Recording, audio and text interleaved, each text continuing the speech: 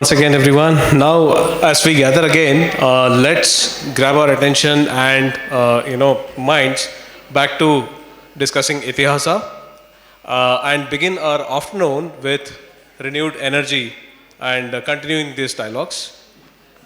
Without taking much time, we set the stage for the next panel discussion, narratives every Bharatiya should know. And I would like to call upon Manjunath Anna from Udbavaha to introduce our panelists.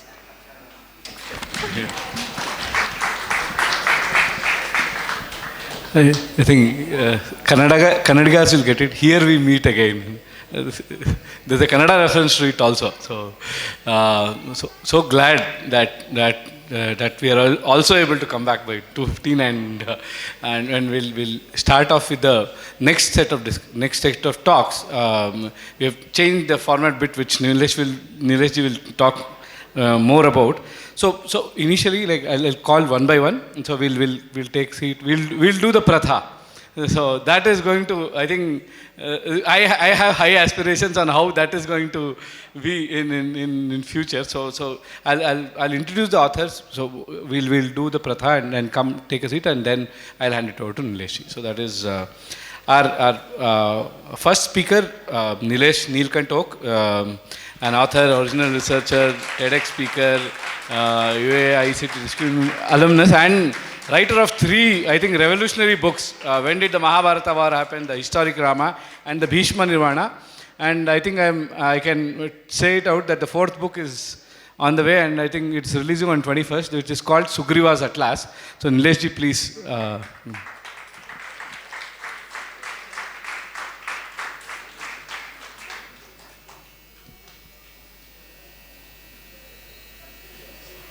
Yeah, please. Our next speaker, Dr. Shivshankar Shastri, is a retired general laparoscopic surgeon. Outside the field of medicine, he has maintained interest in military aviation and strategic affairs over 50 years. And author of books, Aryan Invasion Myth, the 2nd book on Pakistan, and the 3rd, which was released recently. And we are also going to do a book launch of that, which is called Operation Sindoor, how Pakistan was brought to its knees in 88 hours.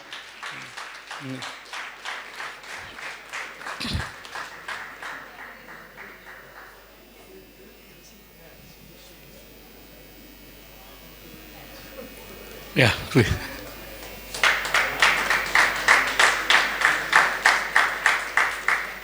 Next speaker is Sri Mahalingam Balaji, pen name Asi, Sai. So I think on X we all know him as Asi. He's a former global corporate leader and research director with 3 decades of experience. Hailing from a lineage of Vedic scholars, he is now focused on preserving and promoting Bharatiya traditional knowledge. Author of 2 books, Brahmin Genocide and Casticide.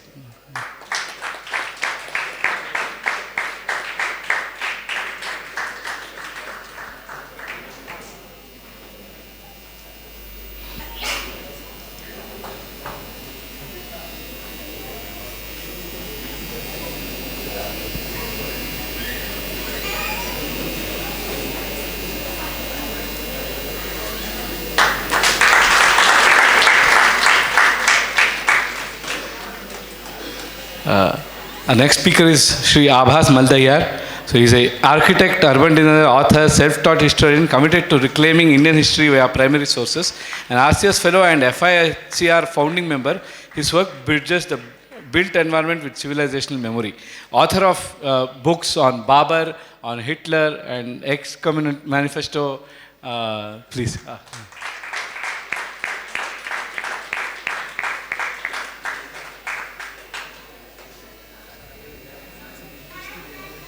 Yeah. Thank you. Next speaker is Sri Venkatesh Rangan. He is a finance executive and a historical researcher. He has authored 3 books on Indian history. He has been associated with Amrita Vishwavidyapeetham, Maritime History Society, and participated in several papers of presentation. The topic he's going to talk about is very interesting: Bharatiya military conquest in foreign lands. So please, welcome. It's so nice to see that tree with all the names. कोई ने बोला भी शशांक भाई that it's looking such a nice concept, and मेरा काम हो गया. I'm handing it over to Nilesh ji and Nilesh ji. Namaskar everyone, and thank you for attending this. I know the Bangalore traffic is not something to really even think about. So really I know many people who wanted to come when they came to know some of these great giants are here, including myself. But they said it's very difficult to actually travel within Bengaluru. So really appreciate you coming here. The main subject is the narratives that every Bharatiya should know. And so when I came to know about the specific topics that these individuals, including myself, we are going to address, there is so much of a distinction. Although all of these narratives you must know, but there is so much of a distinction. So what I thought, instead of me asking one question and asking them to narrate that, because just changing from one speaker to another, you will find such a huge distinction, you have to almost rearrange your brain cells to understand what they are talking about. What I talk to them, and we are on the same page here, who are on the podium, each one of us will take about 15 to 20 minutes to make their point, a specific work that they have done, in most cases the recent work that they have done, and from that, what narrative you ought to know. I mean, Shiva Shastri is my friend for a very long time. We go plus decade plus. Abbas and myself, we were together 7 days ago in another beautiful city of India in Jaipur. So I will also hope that you will get to hear some of the unique things they are doing. In no specific order, I want to call each one of them. I will go last if there is a time left, and then we will also go for question and answers, okay? So as you listen to them, because every speaker will speak for about 20 minutes, you listen to them, you think of a question, please write it down and just pass it on, and we'll try to address those. So without wasting time, I want to start with Dr. Shiva Shastri. And instead of even introducing the subject, let him introduce the subject, the narrative you ought to know from Dr. Shiva Shastri. And if you want to speak from here, fine. If you want to use the podium, that's great too. Thank you.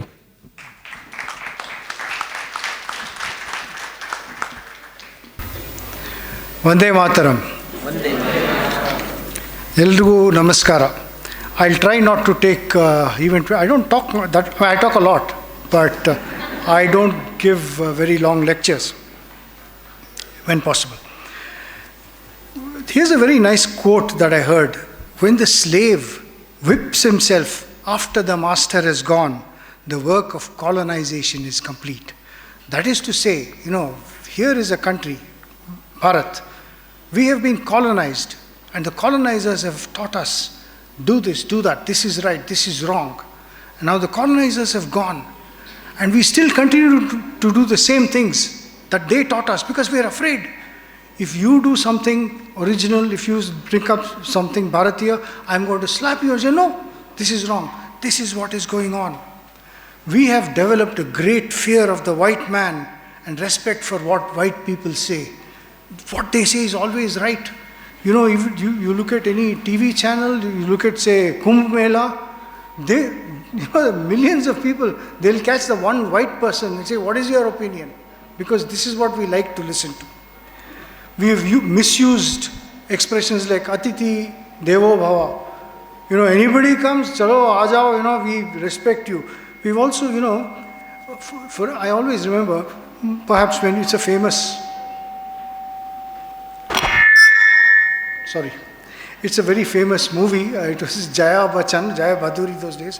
That song she sings, Humko Man Ki Shakti Dena, दूसरों की जय से पहले खुद को जय करे. That means to say, even if somebody is doing something wrong, don't tell them, you say, maybe my mistake is there. This has become a problem with us, serious problem with us. Now you see, what happens is, our national logo is Satyameva Jayate. I mean, Satyameva Jayate, we must always look for the truth. Okay, we must stick to Satya.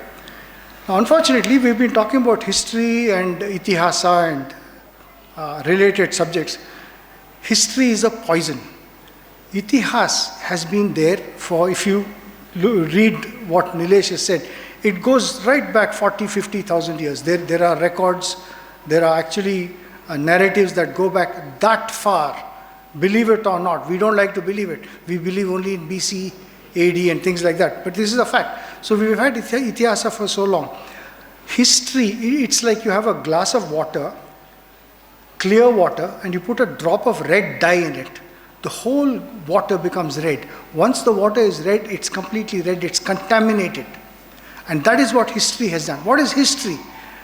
Perhaps the best explanation I have seen is from somebody whom Chaitra ji also knows, and it's S.N. Balagangadhara, Professor Balu.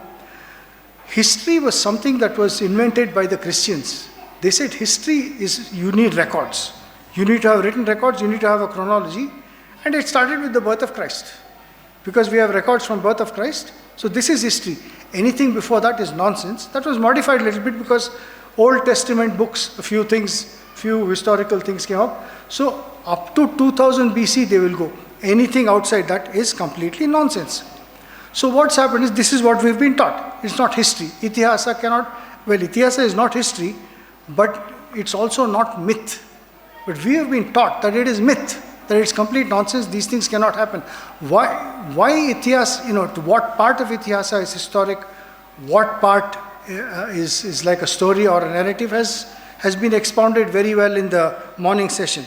But what we are doing after saying Satyameva Jayati is we are lying to ourselves. And you see, now history is the only thing that is taught in schools. And you all know what sort of stuff is taught. Now, from my viewpoint, this is the problem. This is how we hide history. How many children are taught why Pakistan was created? Okay, why was Pakistan created? Pakistan was created merely because a set of Muslims in India said, we cannot live with Hindus. Who teaches this? Nobody teaches this. What was the Direct Action Day? Direct Action Day was 1 year before independence, 1946, when Jinnah, the founder of Pakistan, got into a frenzy, got Muslims and started killing Hindus in Bengal. Is this taught? No. Massacres of partition, India and Pakistan were fought. How many people talk about massacres? Yes, there is some literature about massacres, at least that is available. Then, Bangladesh, 3 million people were killed. This is within my lifetime. Of course, most people are younger than that. Most people may not have been born in 1971. I witnessed the war, at least in the news. 3 million people were killed, 50% of them were Hindus. And Indira Gandhi actually hid the fact that Hindus were being killed because it would cause communal tension. And then Kashmiri Pandits. The problem is, unless we are able to put these things out in public, so people, there is a fear that if we tell the truth, Hindus might rise. This is the sort of government Indian viewpoint. Hindus will rise up and start killing each other. We are not like that. What we need is for the truth to be told, for reconciliation. We are a nation where we debate. We don't kill, we don't pick up swords and kill. But the truth has to be told. We can't keep on hiding the truth. This is one of the issues that I have. The other thing that mental colonization did to us is put very, very low self-esteem. We think we are completely useless, nothing. We just don't, we don't recognize anything good about India. When we talk about, say for instance, we talk about Venice of the East. What is Venice of the East? Don't we have beauty in what is Switzerland of the East? We have to compare with some Western entity to say it's great. We talk about world-class thing. When you say something is, if you say that the Tejas aircraft made in Bangalore is world-class, what you're trying to say is that there is something else in the world that is very good and you are comparing with that. Don't we have any pride in what we do? And the other lie that we tell ourselves that has been, let me talk about, this is again in the context of what is history, what is Satya, what is the truth. Secularism. And secularism is a topic that keeps coming up. What have, we in the last 1 week, we've had a whole lot of terrorist sympathizers, terrorists caught. There's been 2 bomb blasts at least. And then we hear in the news that there's radicalization. The problem is like this. In secularism, what we have done is, if you go back and read the literature that was written at that time, you had all these people, Muslims, going to Pakistan. Okay, all of them were going to Pakistan. And there was so much concern among the Indian leaders of the day that they wanted to say that Muslims will get even more than what they'll get in Pakistan. So in India, they said that you can have 4 wives, no problem. This is not allowed in Pakistan. Pakistan does not allow 4 wives. We will give you, to go to Hajj, we'll give you some money so that you can go. And then you can have your own educational institutions. And this has been a problem. So we have got, the state and Hindus cannot interfere with their educational institutions. And in their educational institutions, they teach certain things. What do they teach? I think we are all educated people. We need to know what is the difference between, Anand Ranganathan on TV keeps saying this, what is the difference between a good Muslim and a bad Muslim? So, most of us, secular people, will say Abdul Kalam was a good Muslim, or K.K. Muhammad, the architect, or the archaeologist, was a good Muslim. The fact is, a good Muslim follows exactly what is in his books, in the Quran, the Sharia. A good Muslim is a person who has to hate non-Muslims. So in that sense, Taliban is a good Muslim. All those doctors who have been arrested in the last few days are good Muslims. Hindus cannot understand this. But we need to understand. I think we've got enough brains to understand. Okay, and there are millions of Muslims who don't follow all these things.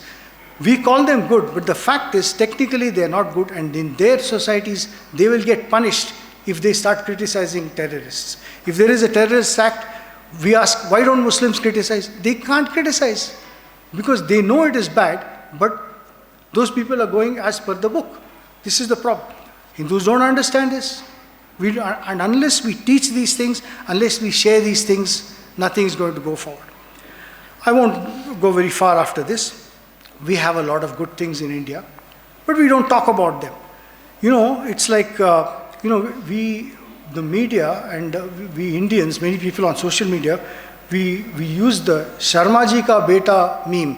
You probably know the Sharma ji ka beta meme. That is to say that, you have this boy who's come back from his exam, or he's got his exam results, and he may have passed, or he may have come 10th or 15th, and his father tells him, Sharma ji ka beta dekho, Sharma ji's beta has done so well, he's got so many marks, why don't you also do that? We always look at first.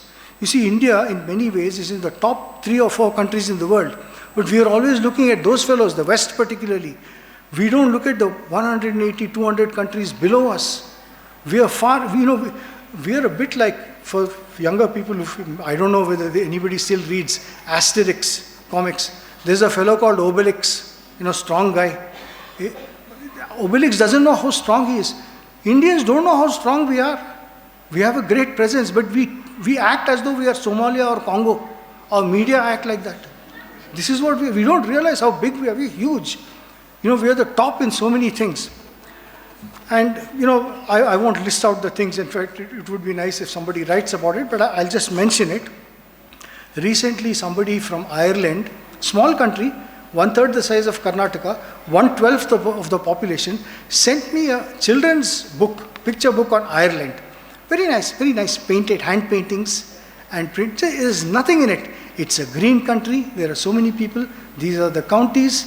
These are the nice buildings. This is how the government runs. It's a book that anybody can read in about 5 minutes.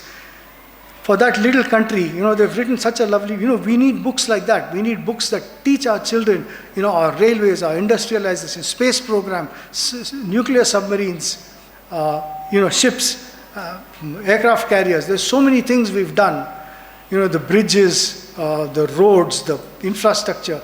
A lot of things have been achieved, and we need to put this in a format that children can read and inculcate pride in our children rather than the completely negative outlook, that we have. And, I have a very positive outlook about India. Maybe I'm like that, but the positivity is not going to come unless all of us work on it. And let's try and do that. Thank you. I hope I've stuck to the subject.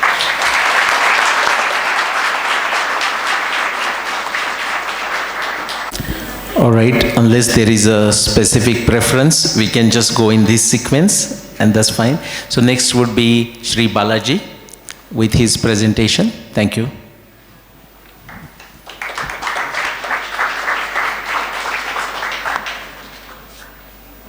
Shri Gurubhyo Namaha. Are you able to hear me well? I can't see you well though. Okay. So, first is, it's a great tribute to an Acharya is to have the Vidyarthis having a spirit of inquiry. So if we look at Professor K.S. Narayanacharya's works, the sheer volume, and not just the volume, the breadth of his work, what all the subjects he has dealt with, and the spirit of inquiry which he has tried to inculcate in all of us. Example, talking about Veda Samrakshana Parichaya to, then suddenly we go into who really killed Mahatma Gandhi, right? Such vast array of topics. He has tried to inculcate that habit of an inquiry in us, and I think it's a fitting tribute to his memory by our organizers, which is I think Subbu Publications, Udbhava, Param Foundation and Sahitya Prakashna, to have such events to honor that memory, right? So let's all give them a big hand for doing this great work.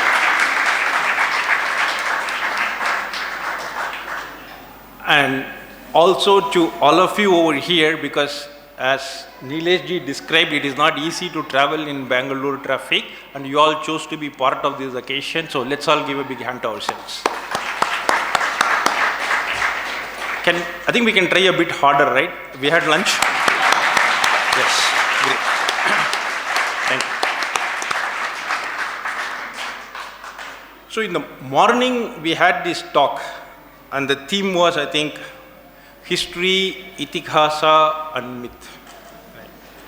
So how I would connect this three is to say that there is this phrase called caste system. Right.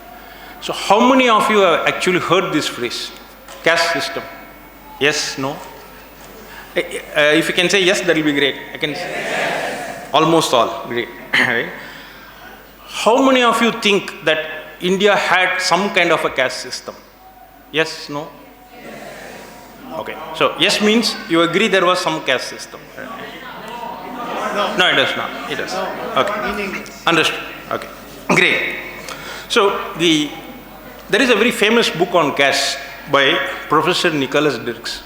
And Professor Nicholas Dirks opens his book with this statement, right, which is that when thinking of India, it is hard not to think of caste. Right?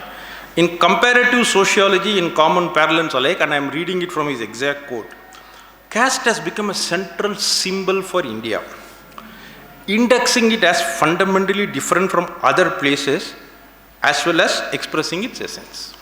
So there is a lot of English words. So essentially what it tries to tell is anybody who is born as a Hindu, like a iron gets attracted to a magnet, somehow they are born into this system called the caste system, right? And as for a lot of Western literature will tell you it is not very good and all. So over the period of so many hundreds of years, we are still trying to kind of, though we are trying to eradicate it, but we are still getting attracted to it like a magnet. Right? This is the theory. Okay. Now,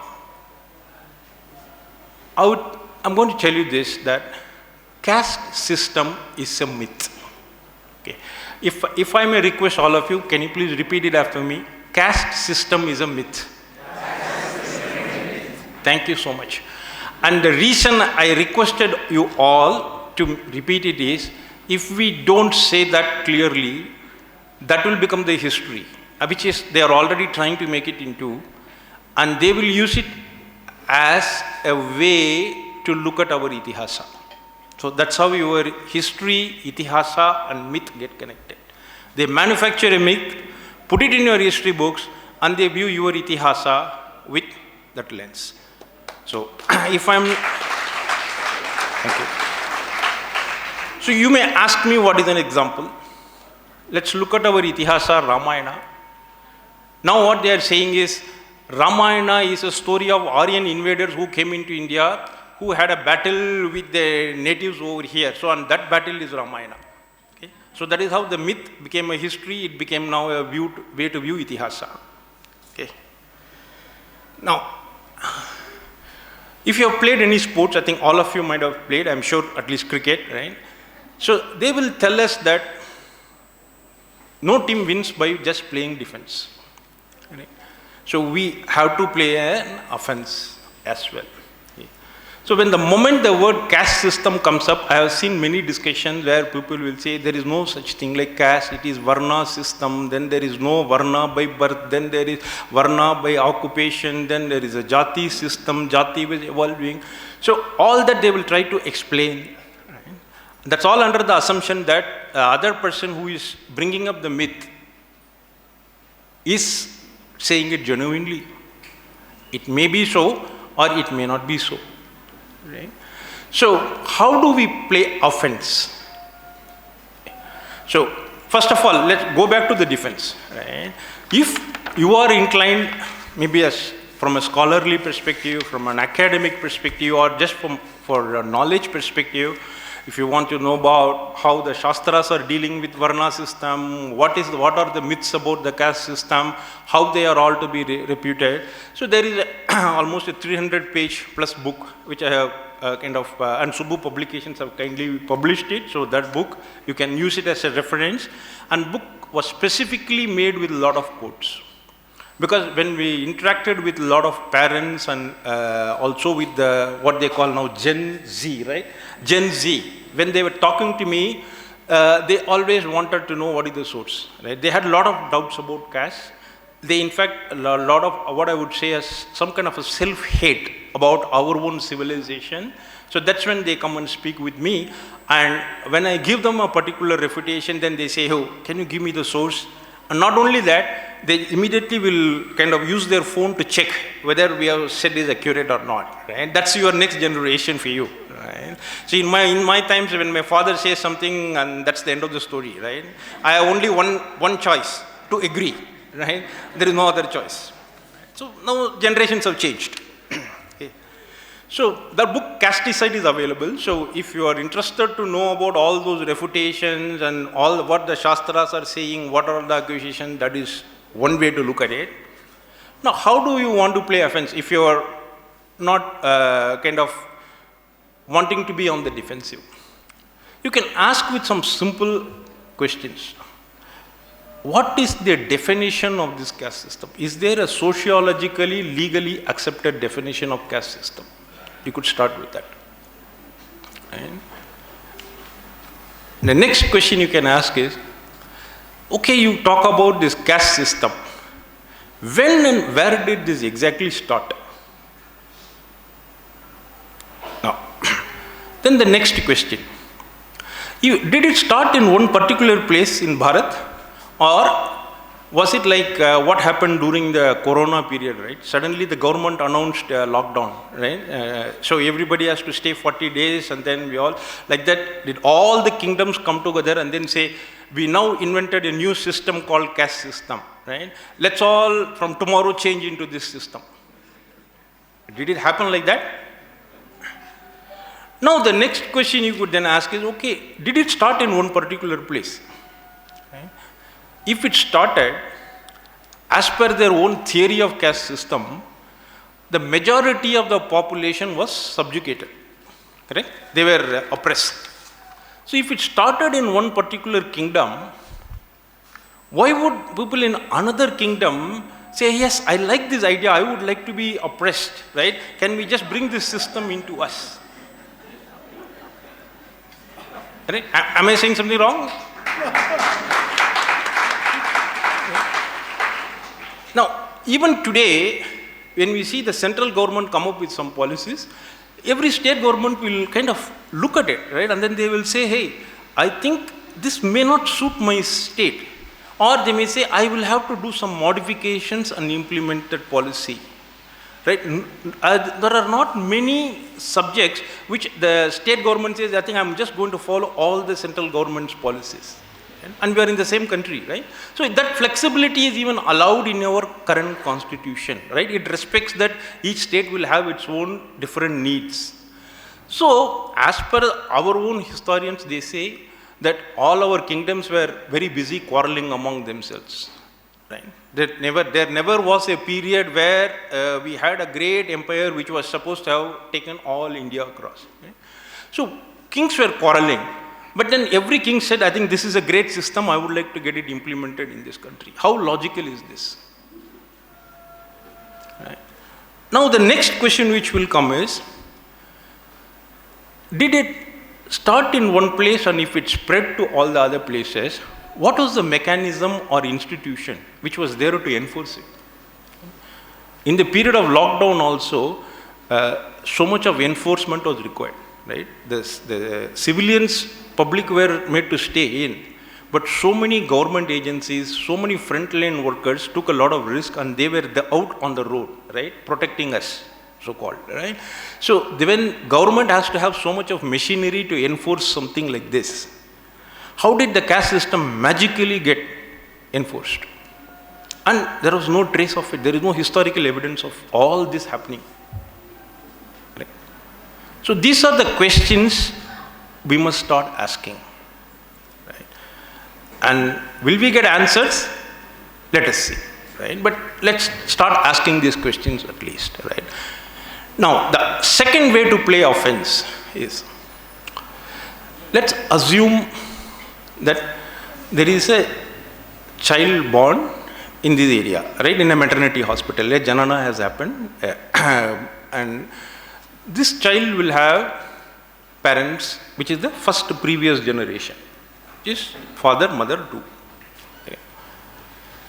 Now, the previous generation to that, they will have, the mother will have two parents, father will have two parents. Right?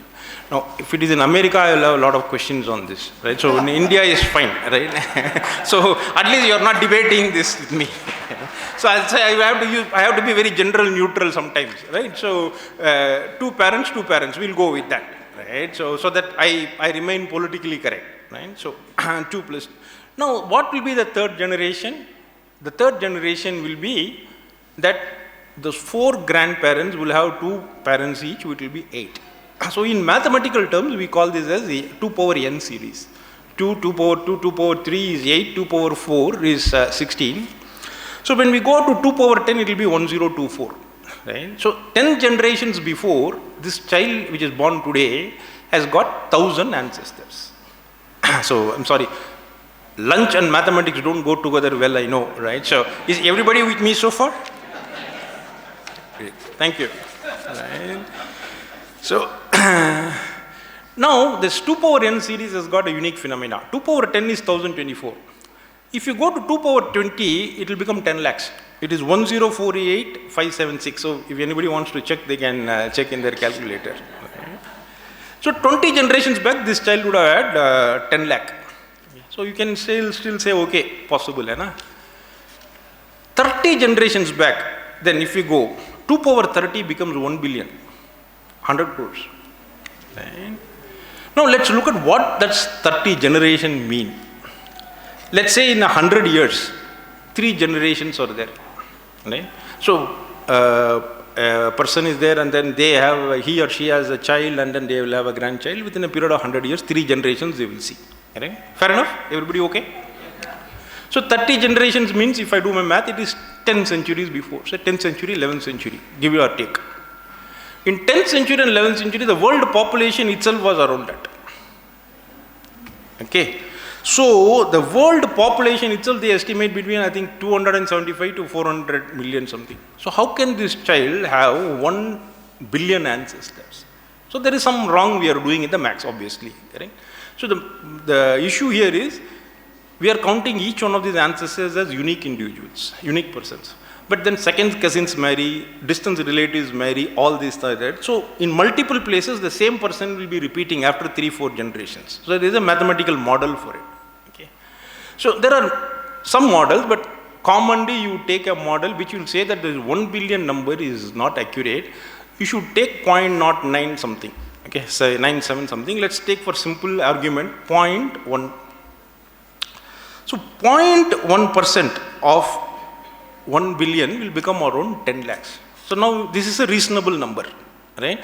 10 lakhs 30 generations back they would have had. Now here comes the caste system.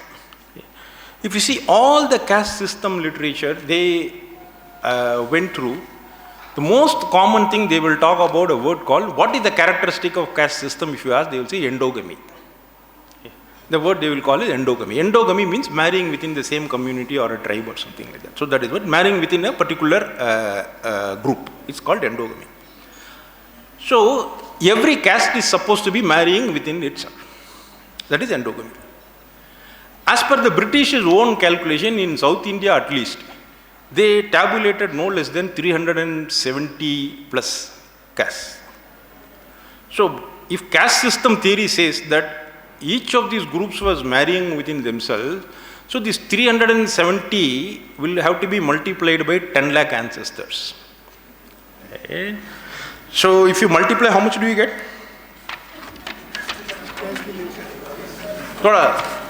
37 crores? 37 crores? Yeah, 37 crores.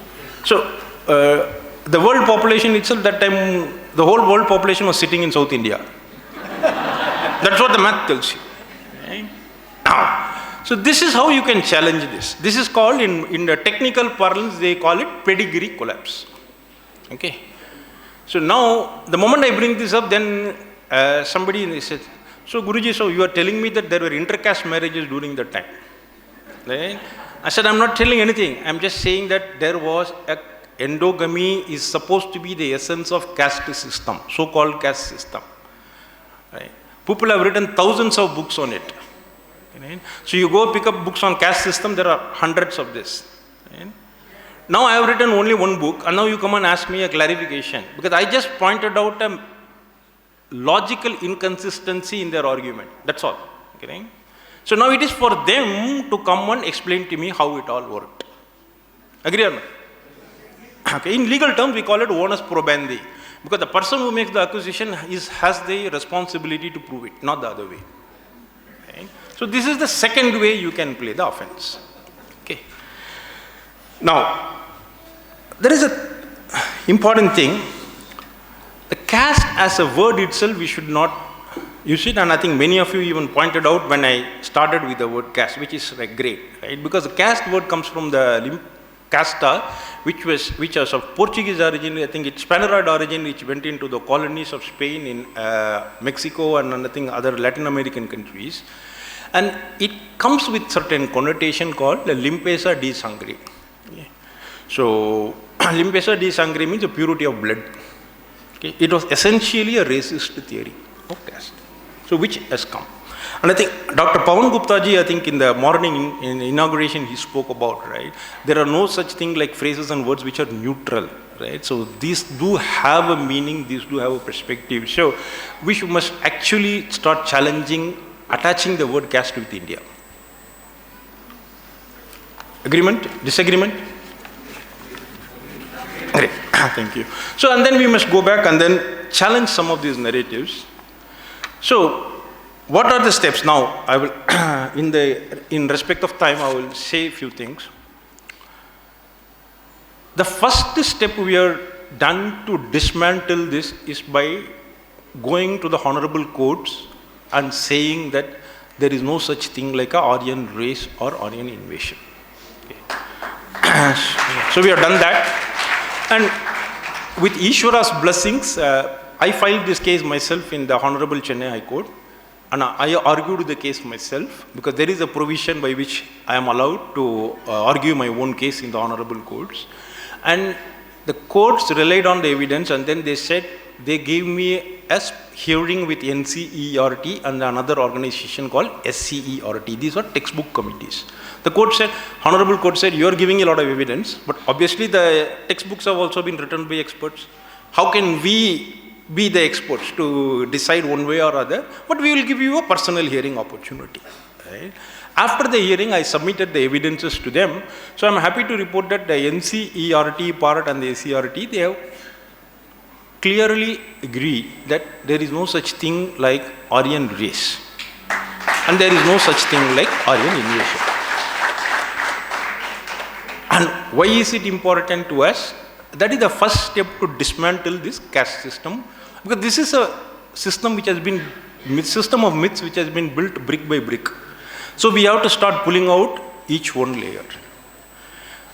Why it is important is, if you read all the caste system theory, what it says is that the first three varnas, so-called varnas, right, subjugated the fourth varna. They created this oppressor-oppressed model. And why was it so? Because the first three varnas were of Aryan, and these were the native people of the land. That is why they discriminated against them. That is why they oppressed them. That is the logic which was given. Now we have proven that there is no race difference. Correct? Now you can start asking questions. Why would these first three people get together to suppress the fourth varna? Right? If you look at it, the economical power was with the Vaishyas, and the numerical superiority as well as all the skills and this were with the Shudra community. It is more logical that these two would have kind of joined together and oppressed the other two. Correct? In our schools or in our colleges or in our offices, does the majority join together and then the minority are suppressed, or is it the other way? Yes, no? So now you can start asking these logical questions to dismantle this race division myth. Right? That is why it was important. There is another one which is there, which is called the Purusha Sukta myth. Somehow they have taken the Purusha Sukta and then they have created a myth that it created a hierarchical system. Right? I don't know how many of you have heard that. Some of you have heard that, Purusha Sukta being there? Yeah, I see a lot of hands. Right? So that has been also challenged, and I have put out, I think not less than 1 year back, I have put out a challenge for anybody to disprove that what is our refutation. I have offered even a price of 50,000 rupees. Right? So far no one has come and claimed it. Okay.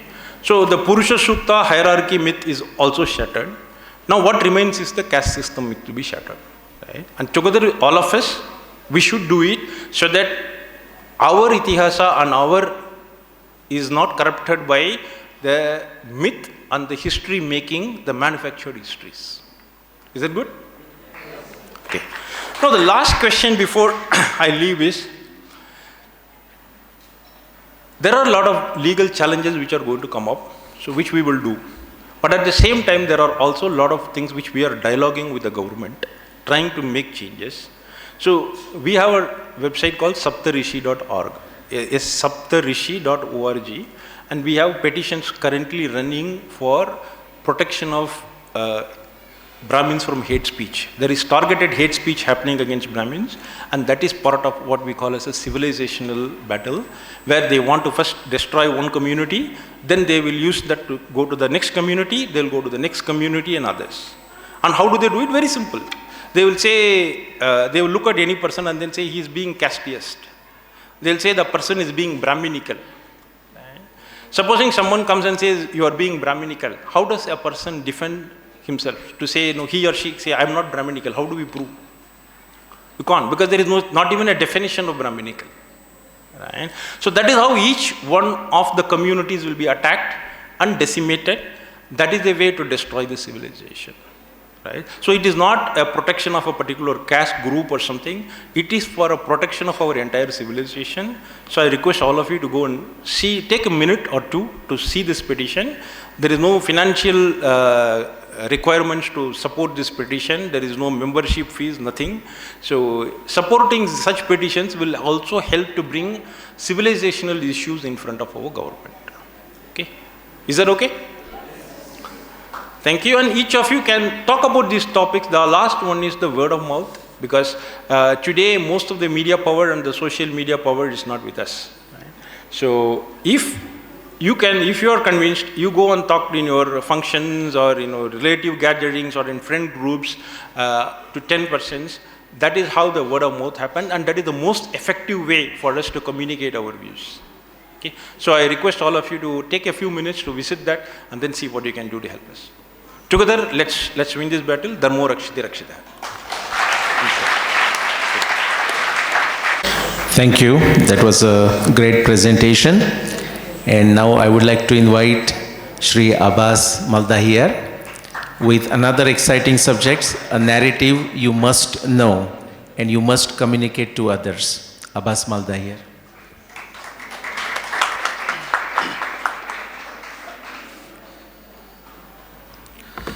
Namaskar and Jai Shri Ram to everybody on the dais and off the dais. So, perhaps today is the first time when I'm going to use a script to deliver something. It's for multiple reasons. A reason is my father has come to visit me. He's a historian, I am a son of a historian, and when he heard that we have to deliver a lecture on occasion which is a big one, so he said that when this is going to be seen as a transcript, you must write, you prepare well, and then go. The first time I'm going to deliver which is not extempore, I'm going to read it out. Apart from that, I will not be speaking anything about what I write so far. I will express my philosophical opinions, views through the process and how I have matured in my writing as of now.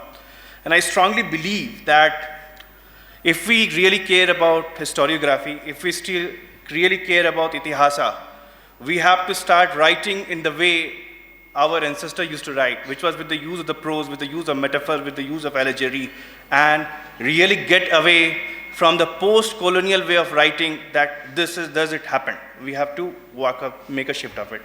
With this, I will begin talking with one of my poems, which I wrote in my second book in the series of the Mughals, whom I now call Timurids. They were not Mughals, by the way.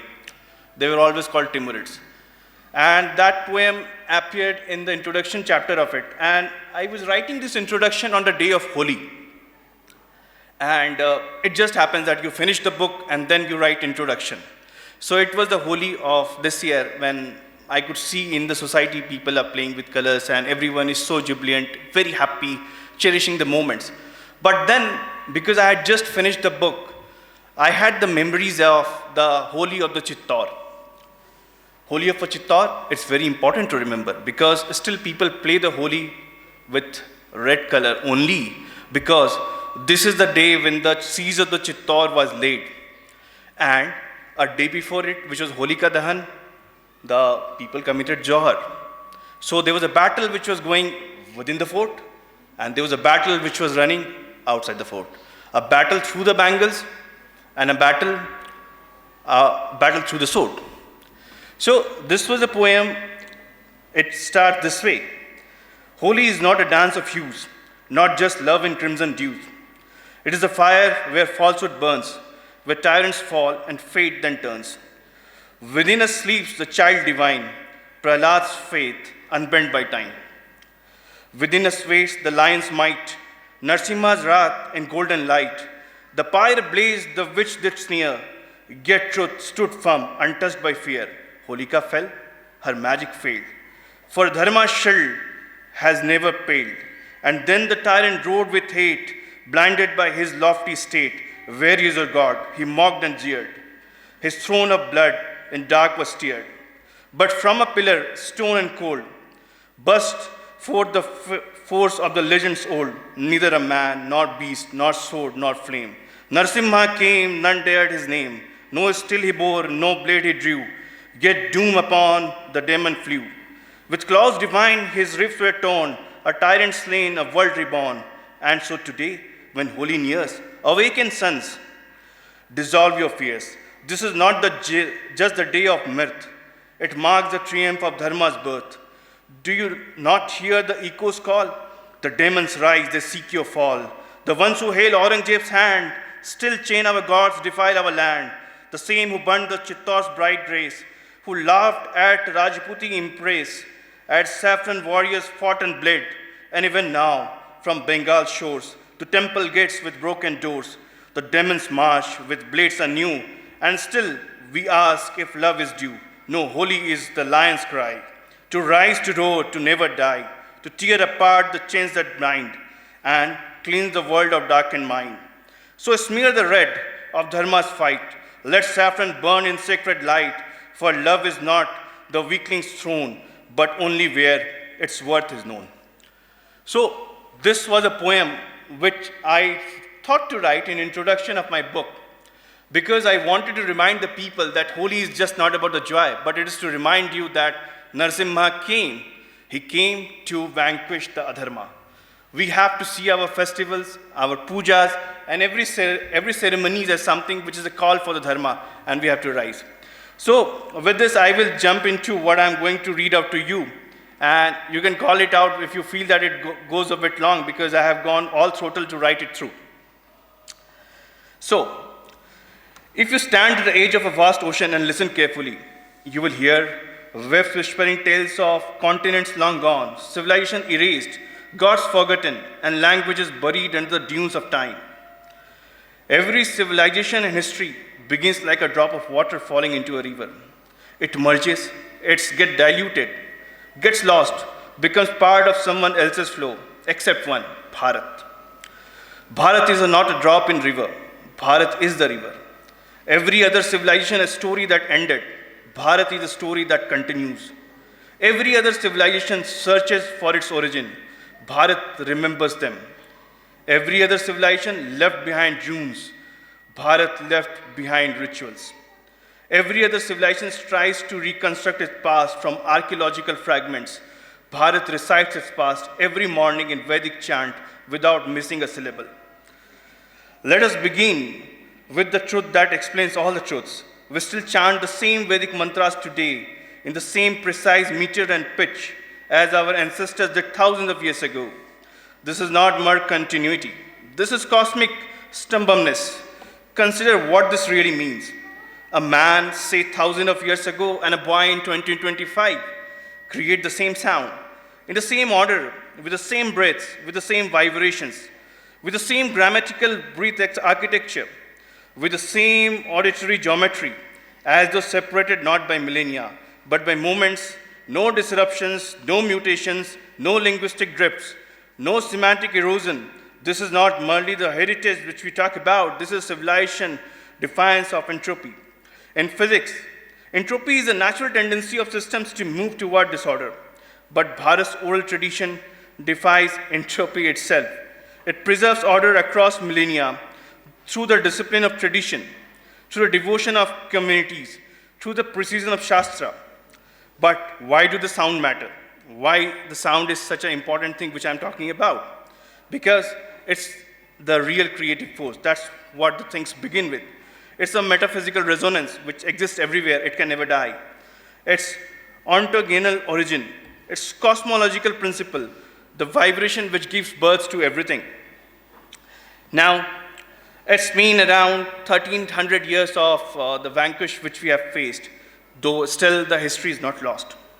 When the Islamic expansion began, now, in my own historical understanding, I don't consider that the invasion of Sindh happened as you are taught in Chachnama, because Chachnama is a text written centuries after the event would have happened and would have gone through a lot of corruption. But still, for the sake of what stands as a historical document today, we still see that it happened in 712 CE. So, but back then, the Persia is gone. We saw that Persia is erased, Egypt is erased, Mesopotamia is gone, Byzantium is gone, it's broken entirely. Central Asia completely erased. North Africa completely got transformed. Everything ancient collapsed. Nothing existed. But Bharat did not fall. It continued 20, 200, 500, 700, and we are on and on. And it is exactly resembled because we are still chanting the same Vedic mantras which were chanted millennia ago. It continues the same way. Now, the question is why? Why did it happen? It happened with Persia, it happened with Egypt, it happened with Mesopotamia and other places. Because Bharat is not just merely a political entity. We often see this happening through the TV debates where it is reduced to the political entity, but it is way more than that. Bharat indeed is a civilizational ecosystem, which we all know. Now it has become a mainstream narrative. We say that Bharat is a civilizational ecosystem. But where is that Zoroastrian Persian Empire? It's gone. It's a fragment just exists in Bharat through the Parsis as of now. Bharat was millions of autonomous cultural modules which existed, and Egypt got one god. Egypt got one god, though they also had a pantheon god, they had multiple gods. Bharat had thousands, and the thousands still live. Many people feel ashamed and they try to fix it that it's not crore and it's just 33 types. Even we are not to be ashamed of, even if we have 33,033 crores of deities, how does it really matter? Because we are existing, stand and tall. Now, Bharat's memories are preserved through our Vedas, through Puranas, etc. That's how we talk about our memories. Now, who were those walls which registered the thing? Now, it's become a very common social media parlance that when you go to the Twitter, you will see a Rajput fighting with a Maratha and vice versa. It is a very common trend. I am very active in Twitter, so I know how it goes ugly. But the point is that while the Marathas will point out that Rajputs made an alliance with the Mughals, Timurids. They made an alliance with the Timurids, but they were the wall for 800 years. It started with Bappa Rawal, it continued. They went into the Johor, it continued.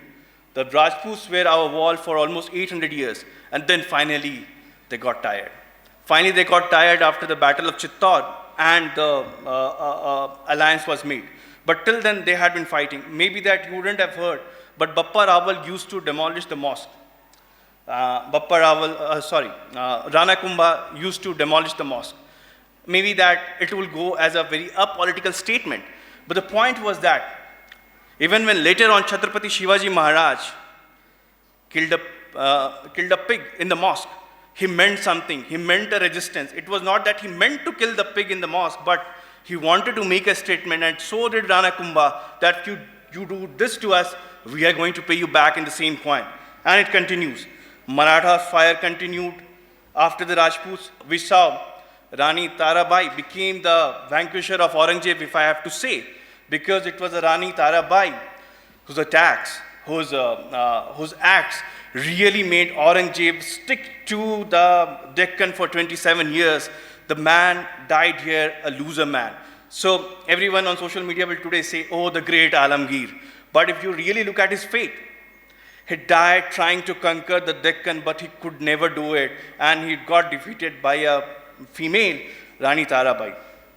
Now, as we go ahead, it was not just the case. In South also, we have seen a lot of resistance. Now, Amish has come up with a book about when he's talking about the Cholas, where he's talking about how they had avenged Somnath. Now, we also have the cases of the Pandya's and Cheras giving a great resistance to the invasion. It did happen. But again, in normal parlance, we only talk about the Rajputs and Marathas, and the forgotten, or perhaps the footnotes are the Ahoms. But they played a very important role. And then, of course, the British invasion did come to us. But still, we try to figure out some ways or other. Once upon a time, I had a very different opinion for Raja Ram Mohan Roy, because there were a lot of documents which opened up.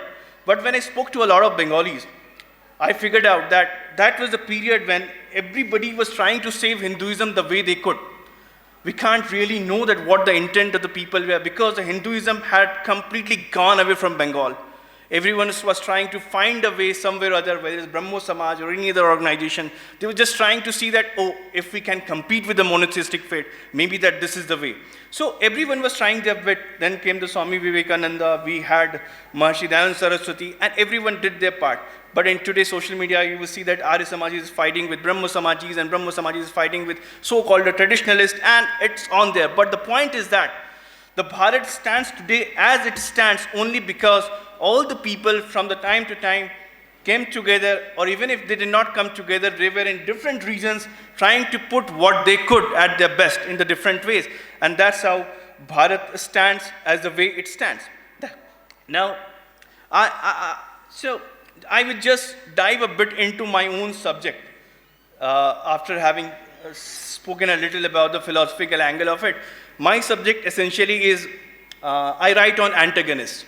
You name the antagonists and I might be working on them. So, in fact, after doing 2 books on Babur, I spoke to my publisher and I said that I will not name the king, but I want to do a book on this great legendary king. Then my publisher said that you have become a great advocate for the demons, and you are doing it so well. You are trying, because you are swinging it so great, because you are trying to show the public what kind of demon they were. Continue doing the work on them. So I have written a book around Hitler. Of course, it's not the biography of Hitler. It's about the unholy alliance which happened around Second World War. It's between the Nazis and the Arab Muslims. And that alliance was so deep that Hitler once regretted that, oh, I regret that Europe couldn't be conquered by Islam. Maybe that you will be so shocked to hear this. Many think that he was a Christian propagandist. No, he was not actually a Christian propagandist. It just happened that Vatican supported the Nazis. But the truth is that he was trying to form his own Christianity, which was called a positive Christianity. And he saw Jesus Christ as a blonde-haired boy with a blue eyes, the typical Aryan, because the Germans were obsessed with the race, and so it becomes a very important case for them to place Jesus Christ as a proper Aryan, as they see would look like. Now, in this, coming back to this alliance, Hitler was having a great alliance with the Arabs of the Palestine, and you would be surprised to know that it was one Arab who incited Hitler to do the Holocaust. And it was such a case that Hitler was seen as a second prophet. It's a kufr, I know. A Muslim will tell you that it's a kufr, but it did happen. He was seen as, he was compared as Allah. Now, why I'm speaking to you about this? I'm speaking to you about this is because a lot of people don't really care about what Shatru Bodh means. So, we just attended the Jaipur dialogue where the theme itself was Shatru Bodh. But Shatru Bodh and Swayam Bodh is such an essential thing to understand that today you may see the Jews as the Abrahamics. But if the truth be told, the Jews were the people who stood by you, or rather to India, even when we did not stand by them. Case in point is 1971 war. Israel was with us. They stood with us, though America was the ally of Pakistan, and America was also the ally of Israel. But Israel chose to stand by India. In 1999, Kargil war, Israel stood by us, but we were so late to recognize Israel as a state. And there is no country or state right now which stands against the Islamic forces as does the Israel does. So we need to learn a lot from them. We need to see that how they work. We need to know about the unholy alliance of this world war, because that really led to the creation of Al-Qaeda and many other things which you will figure out if you pick my book. And diverting a bit from there, I will take you a bit through the Timurids too, the Mughals. Now, there's a case here. The case is that if I ask you that who destroyed the Ram Mandir, you can give an answer, please. You can go loud and tell. Who destroyed the Ram Mandir of Ayodhya? You know, you have fallen into the trap of the Muslims where they wanted you to. They forced the inscription to build a case that the mosque goes as old as 1526-28. They forced the inscription so badly that even the name of Babur was written wrong. And that's the reason why in the court we could not even prove that who destroyed the temple, because we were in the trap of the Muslims. We were trying to find the Babur as a villain. I'm not saying that Babur is a good guy. He's a bad guy for sure. But he did not demolish the temple. The temple's demolition was commissioned by Aurangzeb. And if you read the inscription, if you know the Farsi, if you know the language, you can make it out. Everything is out there. So the point I'm trying to make is that we have fallen trapped to a lot of myths, which is also a manufactured myth from a many other side, which we felt that this is a good thing because you felt that you have found your villain. Babur is your villain. But you were taken for the ride because even our historians did commit the mistake of following Anis Beveridge Sujan's translation, who was a translation of Babur Nama, but she was responding to her reporting manager who were British. Britishers hated Hindus and Muslims equally. For them it was important to vilify the Mughal empire, which was the immediate predecessors of them. So they did what they could, and we fall in the trap because we did not know the language. We just followed the translation and we felt, oh, this is the point. But that was not the point, and we have been taken through the right. All I can submit and say is that history is a very important subject. It can be weaponized very much against us. It's important to learn the language if you want to go into the history. Otherwise, history will always be through secondary sources, and we will fall flat. It's very important that we wake up soon. Thank you.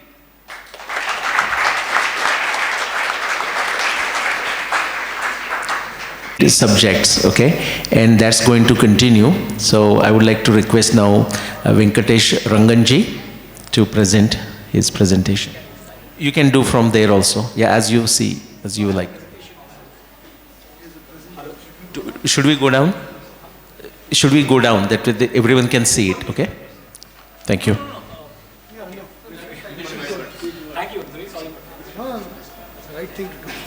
Statement, and I would like to know your views on the statement. Next slide. Throughout our history, or even if you take the past 1,300 years, invaders have attacked Bharat repeatedly. Okay, you had Muhammad bin Qasim, Muhammad Ghazni, Babar, etc., etc., Alauddin Khilji, whatever. Invaders attacked Bharat repeatedly, but kings of Bharat, Hindu kings, never thought of attacking those invaders' country. So Hindu kings never said, like, let's attack Baghdad, let's attack Samarkand. You know, we are always defensive people. We are brave people, we are defensive people. How many of you think this is, or how many of you resonate with it? You know, even I used to believe in this. Yeah. And honestly, this is a very common thought, right? I mean, there are different interpretations. Some people, you know, the people who hate Bharat will say that we are very weak people. People who love Bharat will say we are very peaceful people. But I would say the common point between rightists, leftists, dharmic, adharmic, nationalists, anti-national, is people believe that we never attacked that invader's country, right? So before 2016, when 26/11 happened, you know, when Mumbai was attacked by terrorists, people said India showed strategic restraint and maturity. A lot of the American analysts were saying, you know, we didn't attack Pakistan. So it's a great, peaceful country. We didn't attack Pakistan. Whatever we did, right? Next. Second statement. China and Bharat were friends till the 20th century. Till 1962, there's no record of a conflict in mainland China. So the China which we know today never existed in history, right? I'll come to that in a bit. But mainland China, where you have Beijing, Shanghai, Guangzhou, that had no military action of any Bharatiya or Hindu ruler, right? That's generally what is taught, right? So we are all accepting now that Cholas conquered Southeast Asia, because Southeast Asia was also Hindu, Cholas were also Hindu. Southeast Asia is not geopolitically significant. So fine. People say Lalita attacked Tibet. Kya hota hai? Dalai Lama bechara is a refugee. But did we attack China and have conquest in mainland China? Did we attack Arabia, Baghdad, Iraq? Generally we feel no, right? So today I want to break this myth. I honestly felt the same thing when I was actually approached by somebody from the Indian Navy, an extremely senior officer in the Indian Navy. I wouldn't like to take the name. But he told me that whenever we in the Navy go and do exercises with other countries, right? We have quad grouping, we do with Americans, we do Australians.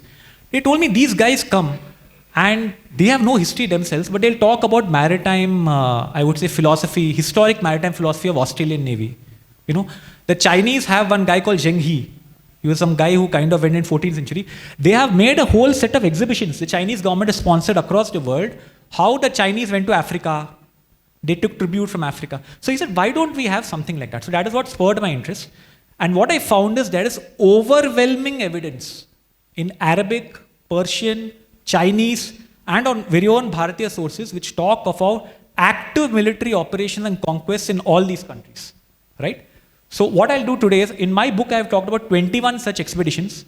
This was 2 years ago. I have found many more in the past 2 years, but since we have paucity of time, I'll stick to 4 expeditions in this presentation today, where I'll go through each and every source, bit by bit, year by year, so we actually understand the depth of the facts we have in these basically different sources, right? So first I'll talk with our own Imadi Pulakeshi, Satyashriya Parmeshwara Pulakeshin, Chalukya Pulakeshin II. His naval strikes in Iraq. Okay, all these are post-Islamic. So I'm talking after the Islamic Caliphate has come in. Next, I'll talk about Pratihara naval raids on Basra, Zulfar, Dibba, and Fars. Then Parmara conquests against the Ghaznavids, right? So why are all these significant? Like, we believe Muhammad Ghazni attacked Somnath, right? Muhammad Ghazni's descendants attacked Bharat many times. Did any Hindu ruler think of attacking Central Asia, Turkestan, Turkey? So very important expedition. And finally, Chinese texts, which themselves talk about the iron, what they call the iron-wheeled monarchs in the Chinese concept. They give a list of different kings and emperors, and there are several kings from Bharat in that iron-wheeled monarchs who ruled China, and the very term iron-wheeled means somebody who ruled with a sword. So I'll come to these in a bit. I'll start with the first one. Okay. I think everybody here knows about Immadi Pulakeshi, right? I mean, he's a hero. You would say, one of the most powerful emperors of our Bharatiya history, right?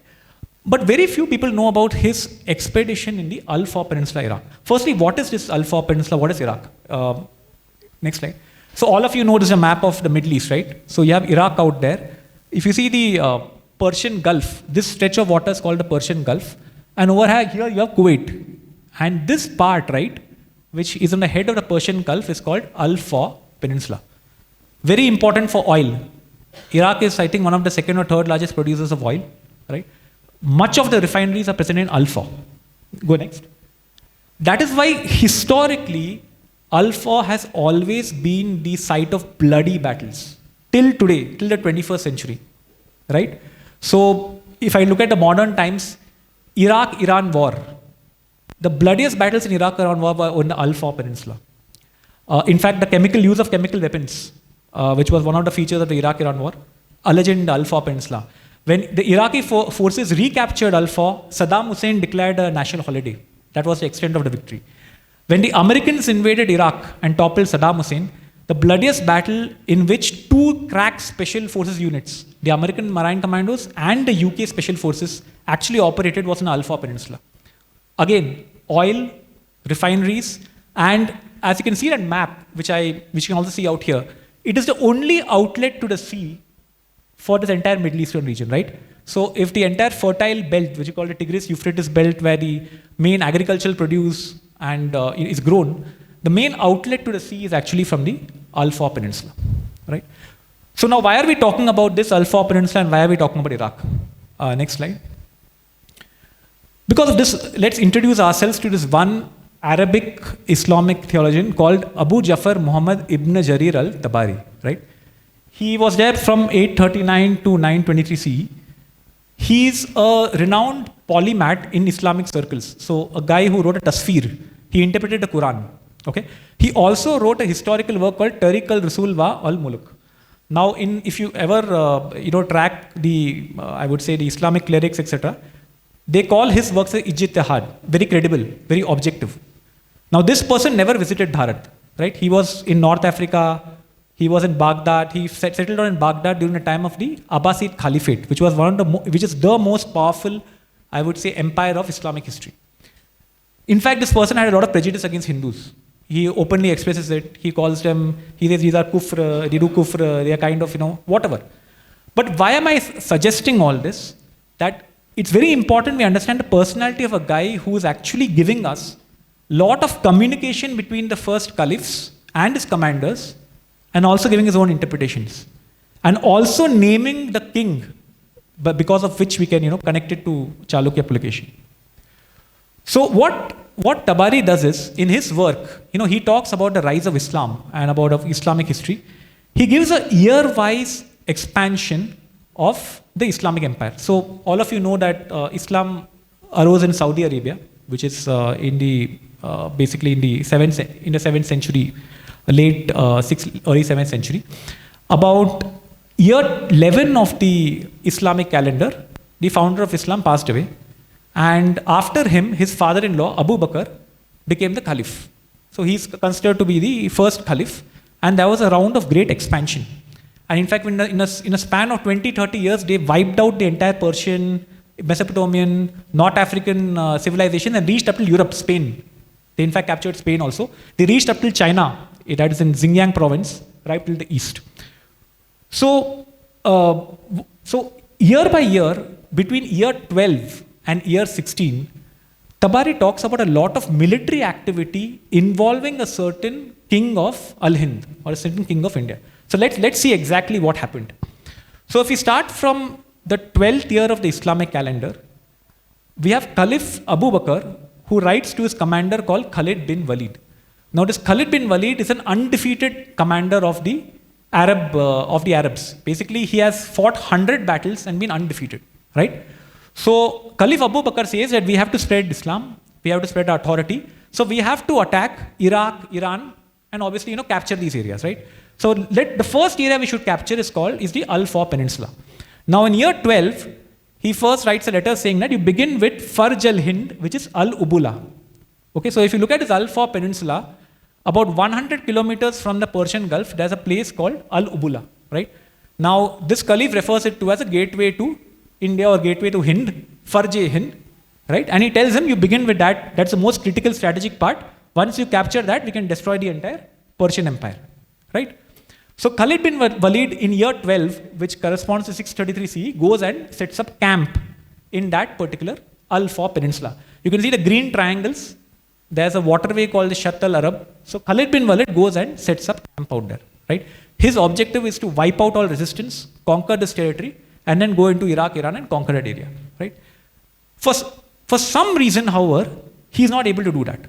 So we have a second communication which says the gateway of India, okay, was the most important and strongly guarded, and the commander had to fight the Bedouins on land and Bahariya al-Hind, or the navy of Hind on the sea. So in year 12, this particular area was under attack on two fronts, by the Arabs from the land and by a Bharatiya navy on the sea. Now there are different translations to it. Bahariya al-Hind, because Bahariya is actually a sea in, Bahar is a sea in Arabic.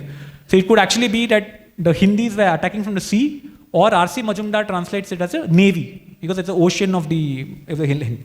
So year 12, the situation is Khalid bin Walid is setting up camp in Al-Faw, but this garrison is being attacked by a unknown kind of navy from Al-Hind. Now, which is this navy from Al-Hind?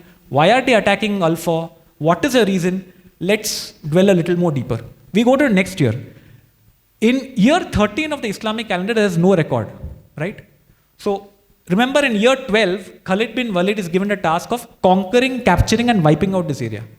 In year 14, the next Caliph, who is Caliph Umar, recounts that the previous attempt was unsuccessful. So nothing happened. For some reason, these guys retreated. Whoever was these, the Arabs of Khalid bin Walid, they kind of retreated, right? So now Caliph Umar ibn Khattab talks to a very senior Islamic commander called Utbah ibn Ghazwan al-Mazini. Now Utbah is one of the guys who's a close companion of Muhammad, when Muhammad used to be alive.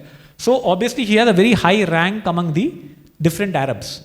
So he is given a command of 2,000 Banu Tasif, one of the most fanatical, ferocious Arabic warriors, and told, this time you should go and be successful, capture this Al-Faw Peninsula. But a very interesting thing happens here. Initially, in the year 12 letter, the record is of the Al-Basra and about Farj Hind. Here he introduces the term as Ard al-Hind. Please go and capture Ard al-Hind.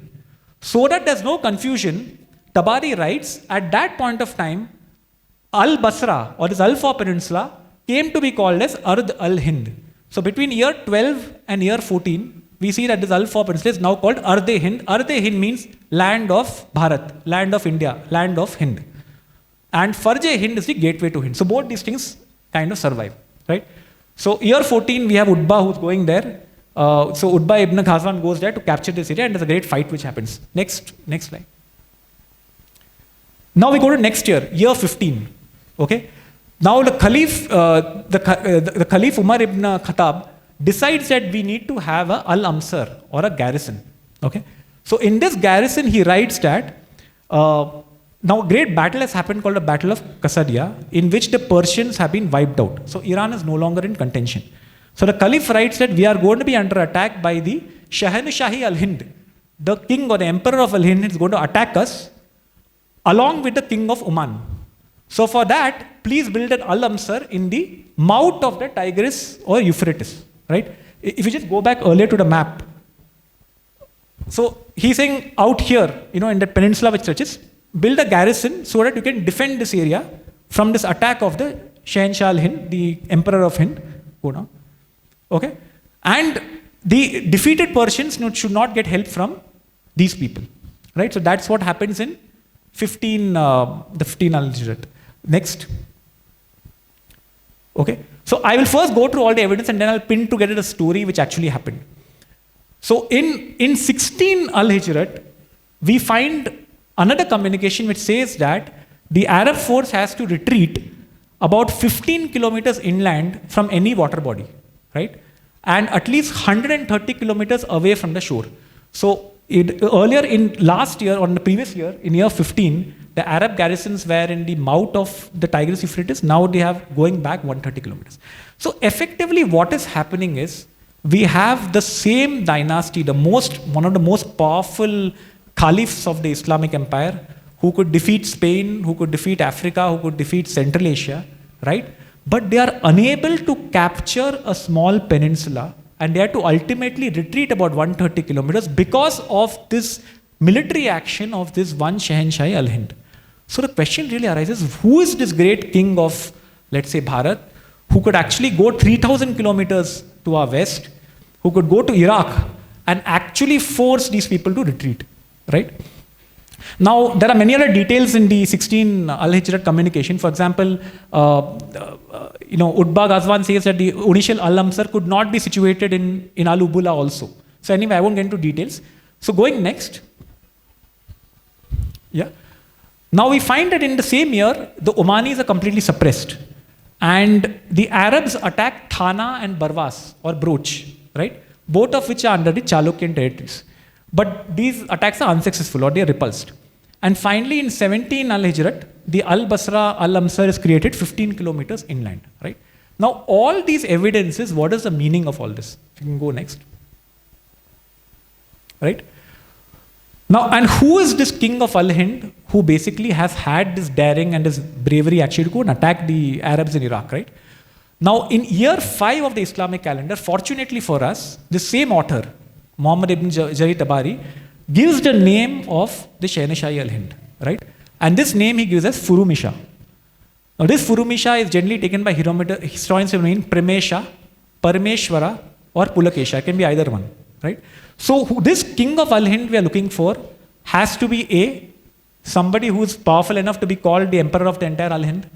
B, who has a naval force which can reach Iraq. C, has complete control over the western coast, right? Because that's when the resources can be used to send. Has relations with the Sasanians, and has a title of Parameshwara. So that is effectively whom we are looking for. And if you look at it, the one emperor who fits all these qualifications is none other than Imadi Pulakeshi, right? Satya, Shreya, Parameshwara, Pulakeshi. So that's effectively it. Now, when we have all this, do we have any evidence from the Bharatiya side? Go next. I feel that the Aihole inscription needs to be reassessed or reviewed based on the very pointed Arabic and Persian references which we have actually given in earlier. If you look at the Aihole inscription, there's one line which says, Apara Jaladhira Lakshmi Yasmin Purim. There is a Puri, or a town, or a city, or a port in a Apara Jaladhira Lakshmi, which is called the Lakshmi of the Western Sea. The Western Sea basically, which is kind of a fortune of the Western Sea. Now, historians have generally interpreted this to seem that is some place in the western coast of Bharat. In fact, they say this is nothing but the Gharapuri, or Elephanta Island, which was the capital of the Mauryas of Konkan. Now, there are significant, I would say, contradictions in this view. Firstly, no excavation in the Elephanta Island has proved there to be a secular or a capital settlement of the Mauryas of Konkan. B, nothing in the Elephanta Island shows that it was a port used for war. Elephanta Island has a temple. There's a temple devoted Lord Shiva, which is a cave temple to Shiva. The question really arises is, why should Chalukya Pulakeshin actually attack a religious place?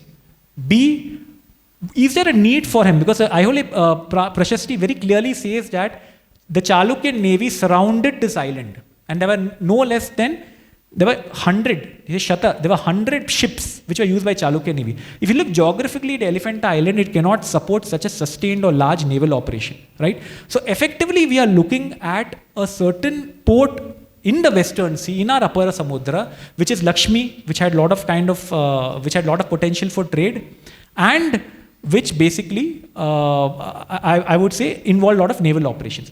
So my sense is that this actual verse of the Aihole Prashasti actually talks about this expedition. In fact, descendants of Chalukya Pulakeshi, Rajashriya Vinay Datta, in his time there's an inscription which says that the Parasikas actually paid Datta or tribute to the Chalukyas. So obviously there is some echo of all the what are written Arabic sources in the Chalukyan sources. If you go next. So let me piece together what exactly happened, right? All these are sources, but let's come to the narrative, right? The narrative is as follows, right? Bharatiya traders had a huge trade network since ancient times. This is a well-known fact. Commercially, we had a huge trade network, right?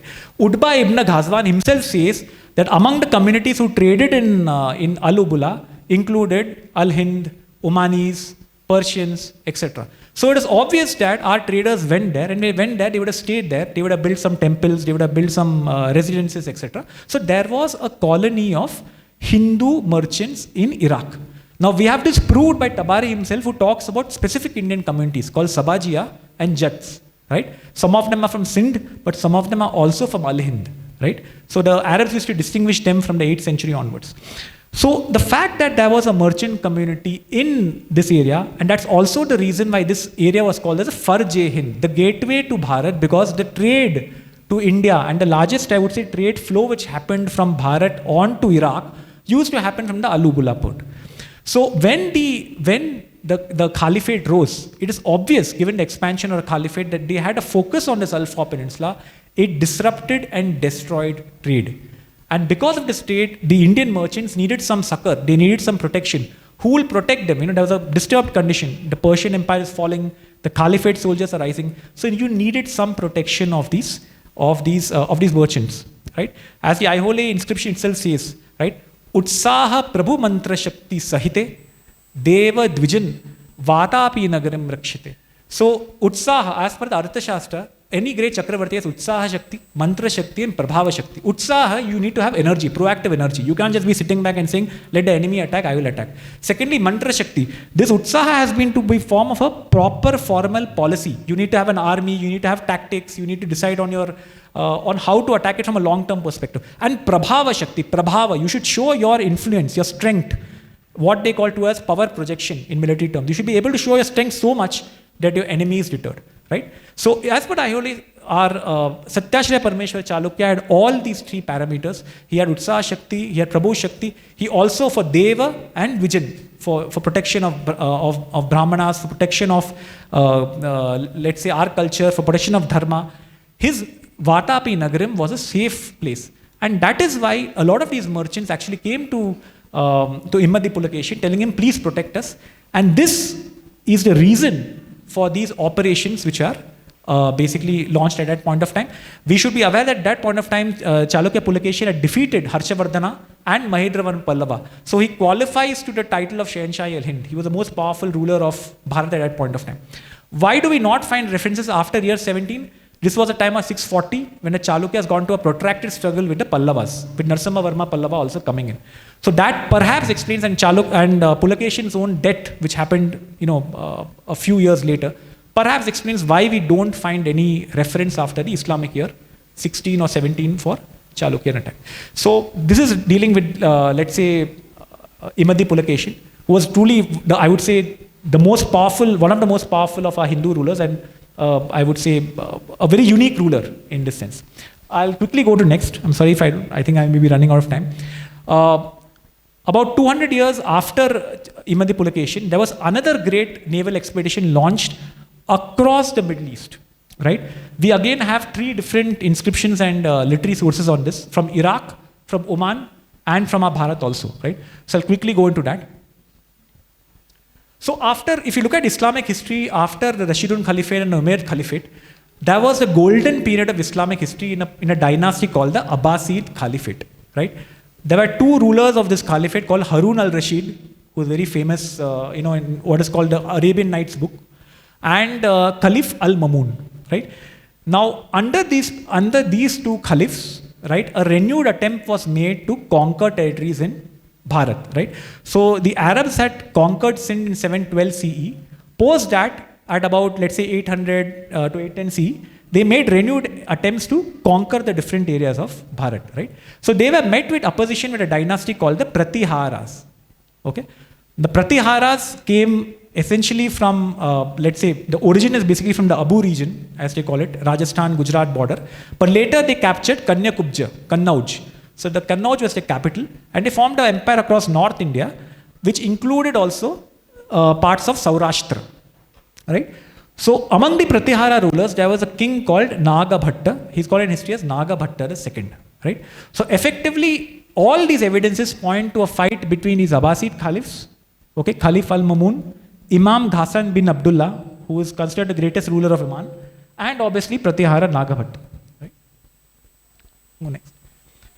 So what does this actually, all these inscriptions and epigraphs shall present to you in a moment talk about? So they basically talk about that there was an attack from the province of Sindh by the Arabs to places in the interior of Bharat. In order to counteract it, the Pratiharas launched a naval expedition to cut what is called as supply lines. Now, the ports of Oman, UAE, the present UAE, and Basra were the main staging ports for men material to go to Sindh, right? So if you hit these ports and you cut them off, you cut the supply lines to basically coming into Sindh. So the Pratiharas actually hit these sea lanes of communication, right? And they were very successful in that. So to give some more details, I'll go to the actual sources. Next slide. So firstly, we have something called the Gopadri Prashasti, the Gwalior inscription.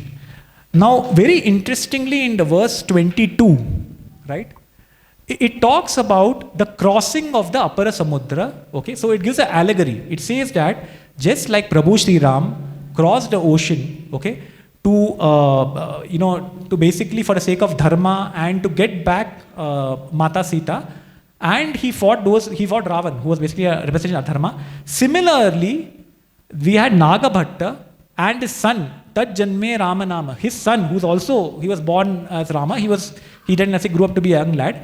He crossed this ocean and he fought cruel people who basically Ashwabala, who had great strength in their horses and who were against dharma. In this, Ramabhadra is very clearly called Dharma Rakshita. He is a fellow who defended dharma, right? So this is a very detailed shloka, and very interestingly it says the objective of the expedition was to get back Rajya Lakshmi.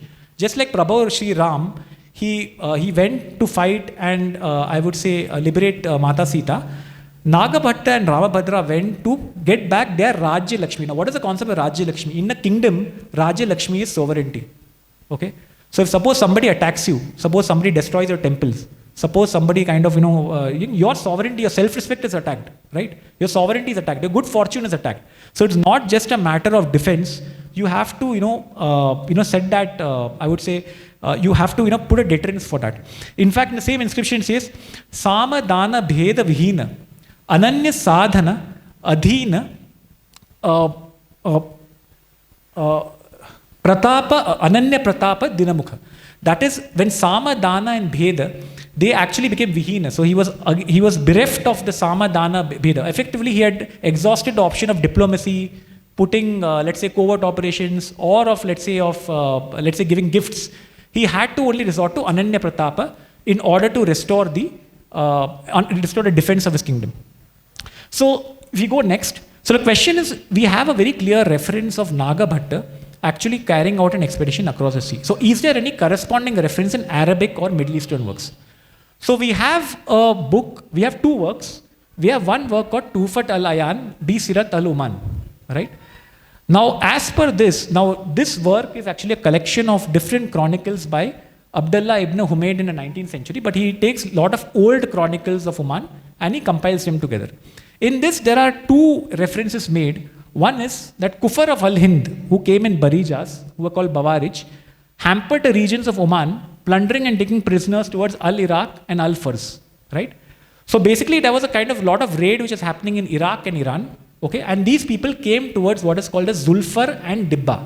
Now, Zulfar is in present day United Arab Emirates, Dubai, Abu Dhabi, Ras Al Khaimah, that is Zulfar. And Dibba is the Musandan Peninsula, which is in Oman, right? So these Kufra of Al-Hind, the Kafirs of Al-Hind, they came basically to this area, and Ibn Ghassan had to build a navy, and he built huge ships, right, to defeat these people. He could not defeat them, but he was able to protect the civilian population, right? This is what the Arabic source says. I'll come to what the truth is in a bit. So we have some reference of an Indian military attack around the time when Nagabhat says he crossed the ocean, right? Now they use the word Bawarij, people say Bawarij is pirates, but we have to understand that Arabs generally use such terms for all Hindu kings. For example, Dahar of Sindh was also called a Bawarij or a pirate.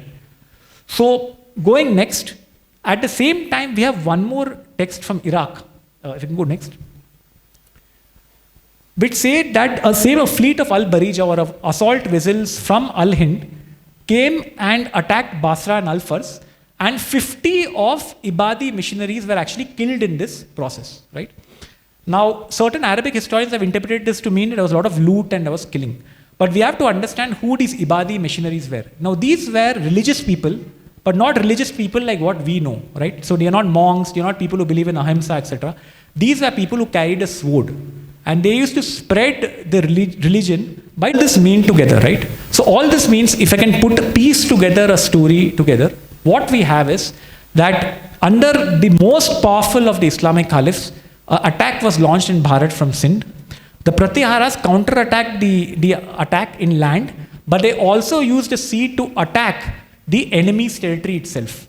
In Basra, in Zulfar, in Bharat, in UAE, in Iran, in UAE, etc., to cut the supply lines of communication.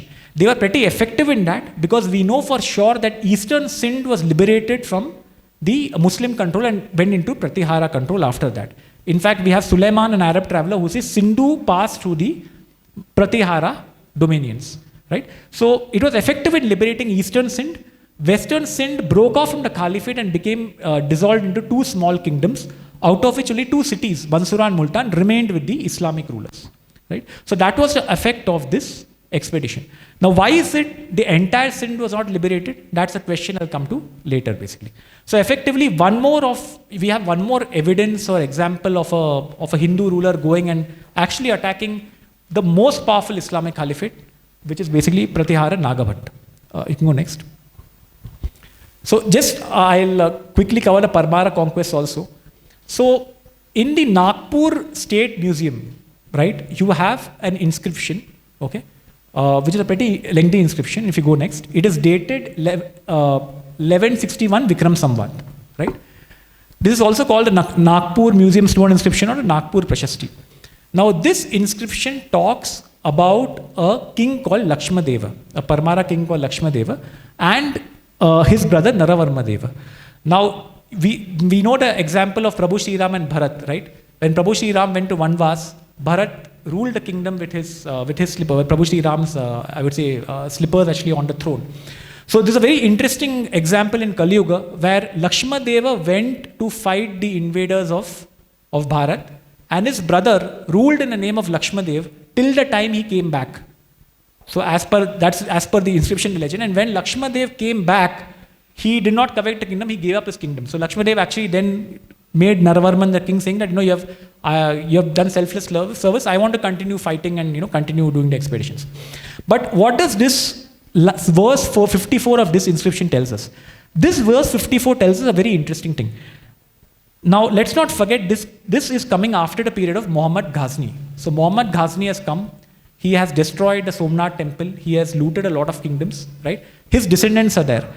Now this inscription tells us that Vangshu Kanthasthale, or on the banks of the Vangshu river, Sthala, a camp or a location. Okay, so the Vangshu river is a river which is for the Oxus river, a river which is in the boundaries of Uzbekistan and Afghanistan.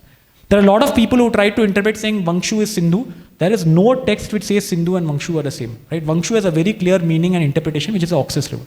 Right? So Vangshu Kanthasthale, so this king, he is positioned in the Vangshu Kanthasthale. What does he do in Vangshu Kanthasthale?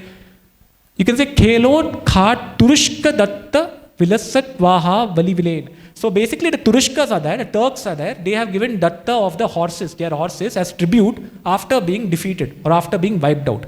Very interestingly, it also talks about the Keshara. All the horses have Kesara or saffron on their bodies, which they are rolling and getting those saffron out, basically. And at that same time, there is a Kiradipati, there's another king who was caged like a parrot by this Turushkas, who was singing the praises of this Parmara king, right? So very interesting, unique inscription in verse 54, which talks about an Indian king in a camp somewhere in Uzbekistan, Afghanistan, and who has defeated the Turks. And which Turk? Turushkas. We are talking about, and I'll come to that later on, who is the enemies. If you go next. So why is this Vangshu Kanthasthale very important? In Uzbekistan, there is a place called Termes. Okay? So if you look at the map actually shows it. This Termes was the most important religious center for all Turkish sultanates, wherever they are. whether they be the Seljuk Turks in Turkey, in Iran, in Uzbekistan, in Kyrgyzstan, in Afghanistan, this was the most important religious center for them. So you can say just maybe not as much as Somnath was for the Hindus, but it's a very important religious center for the Turkish Muslims who are there, right? So there were 3 Islamic Turkish sultanates who had vowed to defend this Termes. One was the Yamini Turks, who is Muhammad of Ghazni and his descendants. Second was the Seljuk Turks, who ruled over a large part of what is called the Persian Empire in the west, right? Third was what is called the Tara Khanids, or guys who ruled over the Uzbekistan area, right? So this Termes is also a place where you can see you have a lot of saffron fields. It's a very area famous for saffron fields. So this area in Termes and the southern area in Balkh is where you have a lot of saffron fields, and is exactly where the geography of the Vangshu or the Oxus River is in an area of plains where a camp can be actually set up. If you look at the way the river flows, basically. So if we go next. So what we are talking about exactly is that after Muhammad of Ghazni, okay, now his descendants ruled over part of Punjab. In 1035 and later 1043, the Hindu kings actually launched offensives and tried and captured, let's say, a lot of parts of eastern Punjab. But basically around the end of, let's say, the 11th century, Parmara Lakshmadev launched a counter-offensive against these kingdoms and actually reached up to Vangshamantastale, which is in Termes, right? So this was a counter-offensive race. So he was in striking distance of the main religious center of these Turkish sultanates. Now the question is, while we have such an explicit Sanskrit inscription, is there any corresponding Muslim sources which kind of corroborate this? Now interestingly, at the same time, Ferishta in his work says that there is a discord in the reign of the contemporary Turkish ruler, that is Alauddin. When did Alauddin actually ascend the throne? And he says there's a difference of 1 decade in different scholars, right? If you go to another, let's say, Islamic source, they also say that there was a period of confusion of 15 years in the change of reign.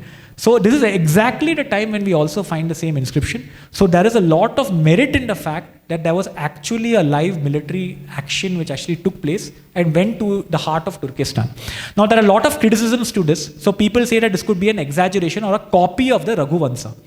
So in my work, I actually compared the Raghuvansa and the Nagpur Prashasti. And to be honest, the Raghuvansa talks about Raghu's campaign against the Hunas. So Raghu goes to the northern area, which is the area of Kubera, and then he fights the Hunas. And it says that in the Hun camp, the women of the Hun camp used to practice a ritual called scarring. So the cheeks were red because they kind of scarred their cheeks. There is no similarity between the Raghuvansha and the content of this Nagpur Prashasti. As I've told you, the only similarity is the Vangshu river and the mention of Ashwa or horses. Now this can be there in any other place. For example, if I write a book on Bengaluru and you write a book on Bengaluru and the common word is Bengaluru, it doesn't effectively mean that I have copied your work. The second logical point is, if it was so easy to copy the Raghuvansa, why didn't any other Hindu king copy the Raghuvansa? Right? Because everybody was inspired by Raghu. Everybody was inspired by like the Ikshvaku clan.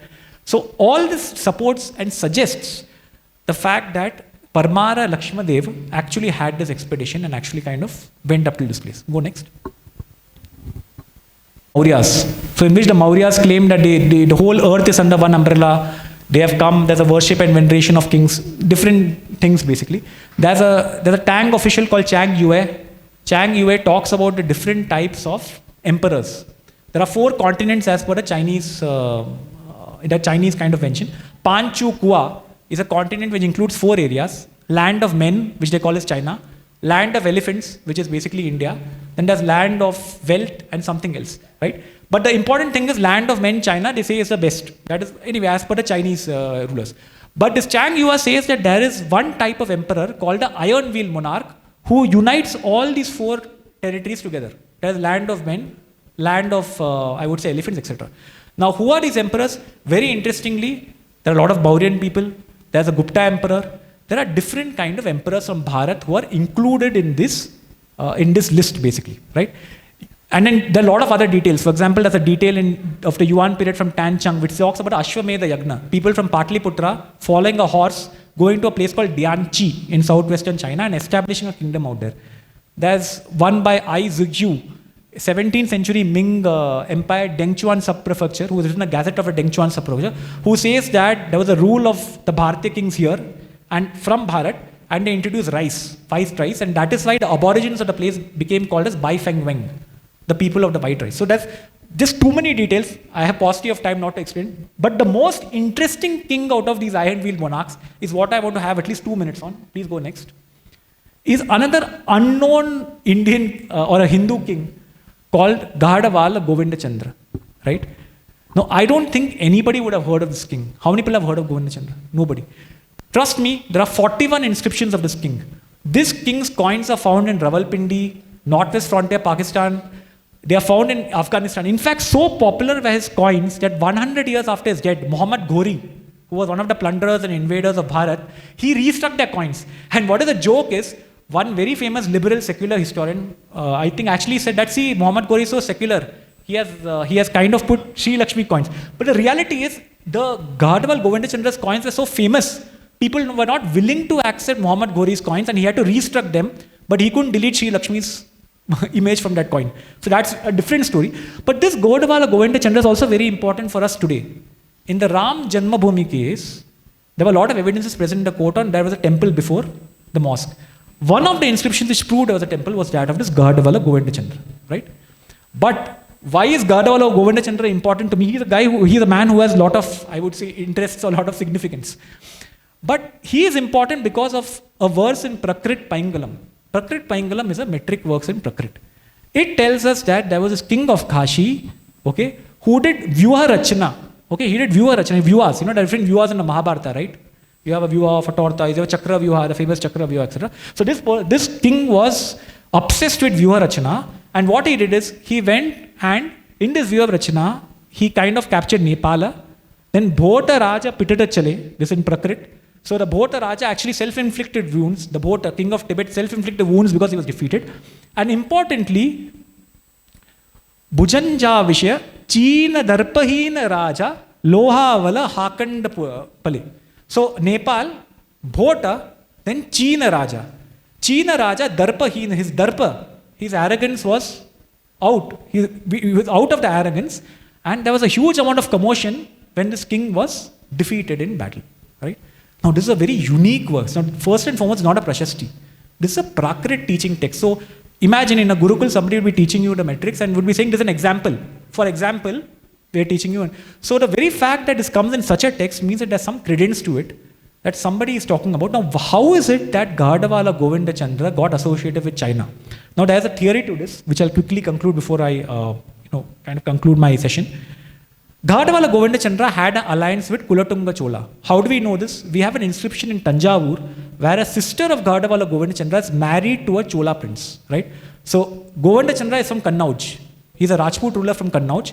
His sister marries a Chola prince and she gives an inscription in the Brihadeshwara temple of Tanjavur. So we established that this person was an ally of the Cholas. In Govindachandra's inscriptions, he fights all the enemies of the Cholas. So Eastern Gangas, the Western Chalukyas, etc. Right? We know that Kulatunga Chola also had an active participation in Southeast Asia. In fact, at that point of time, the Chinese court was divided into two factions.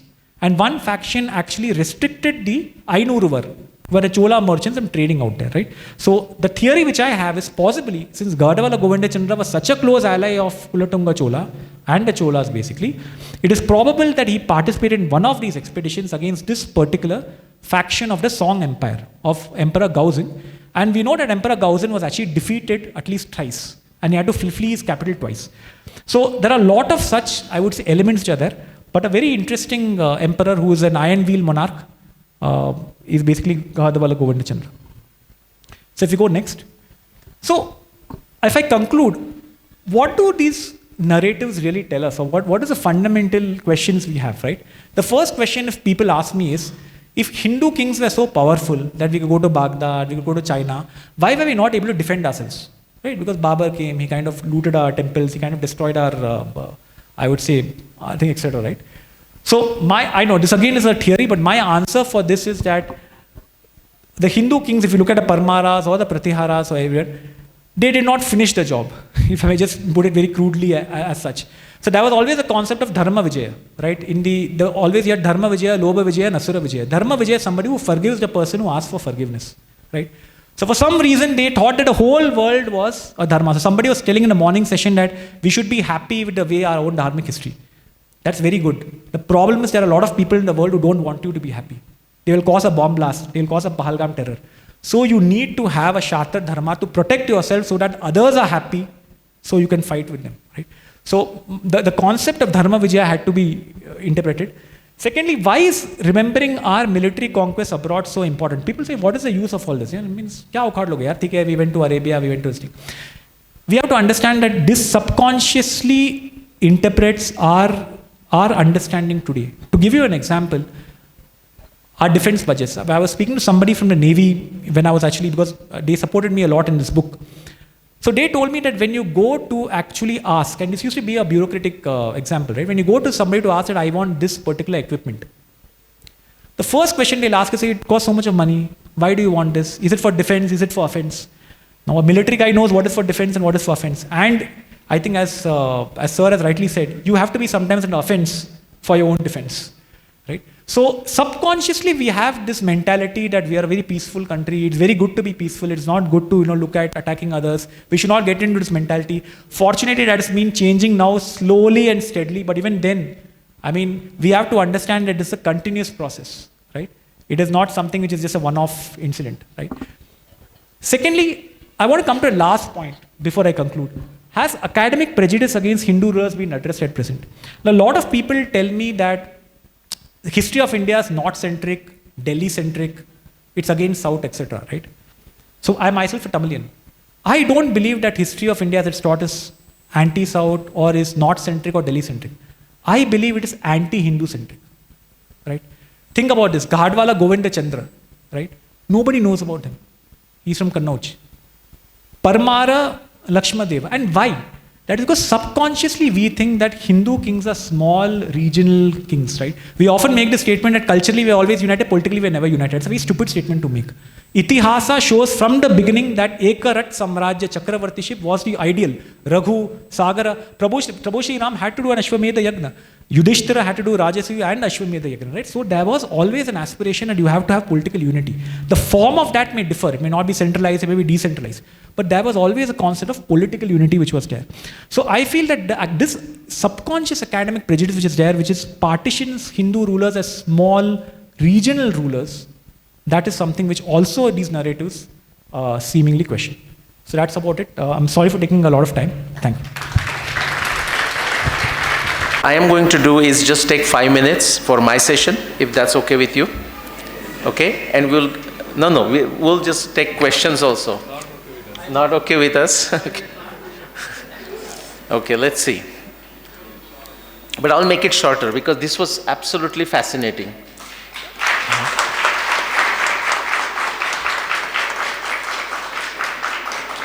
So we have to give us something because all of your questions may not be answered. They will not be answered anyways because there are lots of them. Okay, but we'll find a way, maybe with afterwards getting answers from them and communicating in some fashion. So I'll just use what Venkatesh Ranganji said as a segue, which is to say there was this idea of a Chakravarti and Samrat, and they did a Ashwamedh, they did a Rajasuya. I'll just give you references to my talks, instead of giving the details. Like if you see the Rajasuya Yajna of Yudhishthir, that's about 7,500 years ago. So we are going like 5,000 years before some of the instances we saw. How many of you have heard of the World Bank study, Angus Madison study of a GDP of the world, right? So he did a study for 2,000 years from today going backwards. And something very impressive you see. Today, if you look at in the recent last 10 years, the GDP contribution of India is slowly getting bigger and so on. But if you go back like last 300 centuries, 400 centuries, and actually 1,000 years in the past, it was shrinking. And then if you go back all the way to 2,000 years before, you'll be surprised. In fact, exactly the year, let's say 0 of the Gregorian calendar, the country which contributed the most by the measure of GDP is India. You can check Angus Madison graph, in do that. Now this is the time that we are talking, the Indian kings are conquering all over, extremely powerful kings, and contributing and doing the navigation and business and so on. Now we can just extrapolate, and we have to be very careful. But if you look at the Rajasuya Yajna, essentially Yudhishthira's 4 brothers going in the 4 directions, you can literally take the map, look at the Sabha Parva, Mahabharata descriptions, and see where Nakul goes in the west direction, see where Arjun goes is kind of the northwest and the north direction, see where Bhima goes in the eastern direction, and Sahadev goes all the way to the south, the rest of India. So this is not something new. Actually, as you go back in the past, the story gets better and better. Okay, so now that's Mahabharata in short, and of course the Ashwamedha Yajna afterwards, but I'll skip the details after the war. But let's go further back in the past to about 14,000 years. That's the time of Ramayana. And of course, how do we get this time? Because all the codes, all the clues are given in these texts. The Mahabharata text, we have the clues. The Ramayana text, we have the clues. Many times I talk so much about astronomy clues in these texts. I talk astronomy because astronomy is the most accurate and precise science that we have. We have in the modern science world of last 500, 600 years, and we have this science in the entire humanity's quest of whatever that timeline is. But once we get this timeline, I mean, the question may be, is that all it that is out there? Actually not. So we may say all the astronomy descriptions of Mahabharata are descriptions of Mahabharata times, astronomy descriptions of Ramayana or of Ramayana times. But you can take away the word astronomy.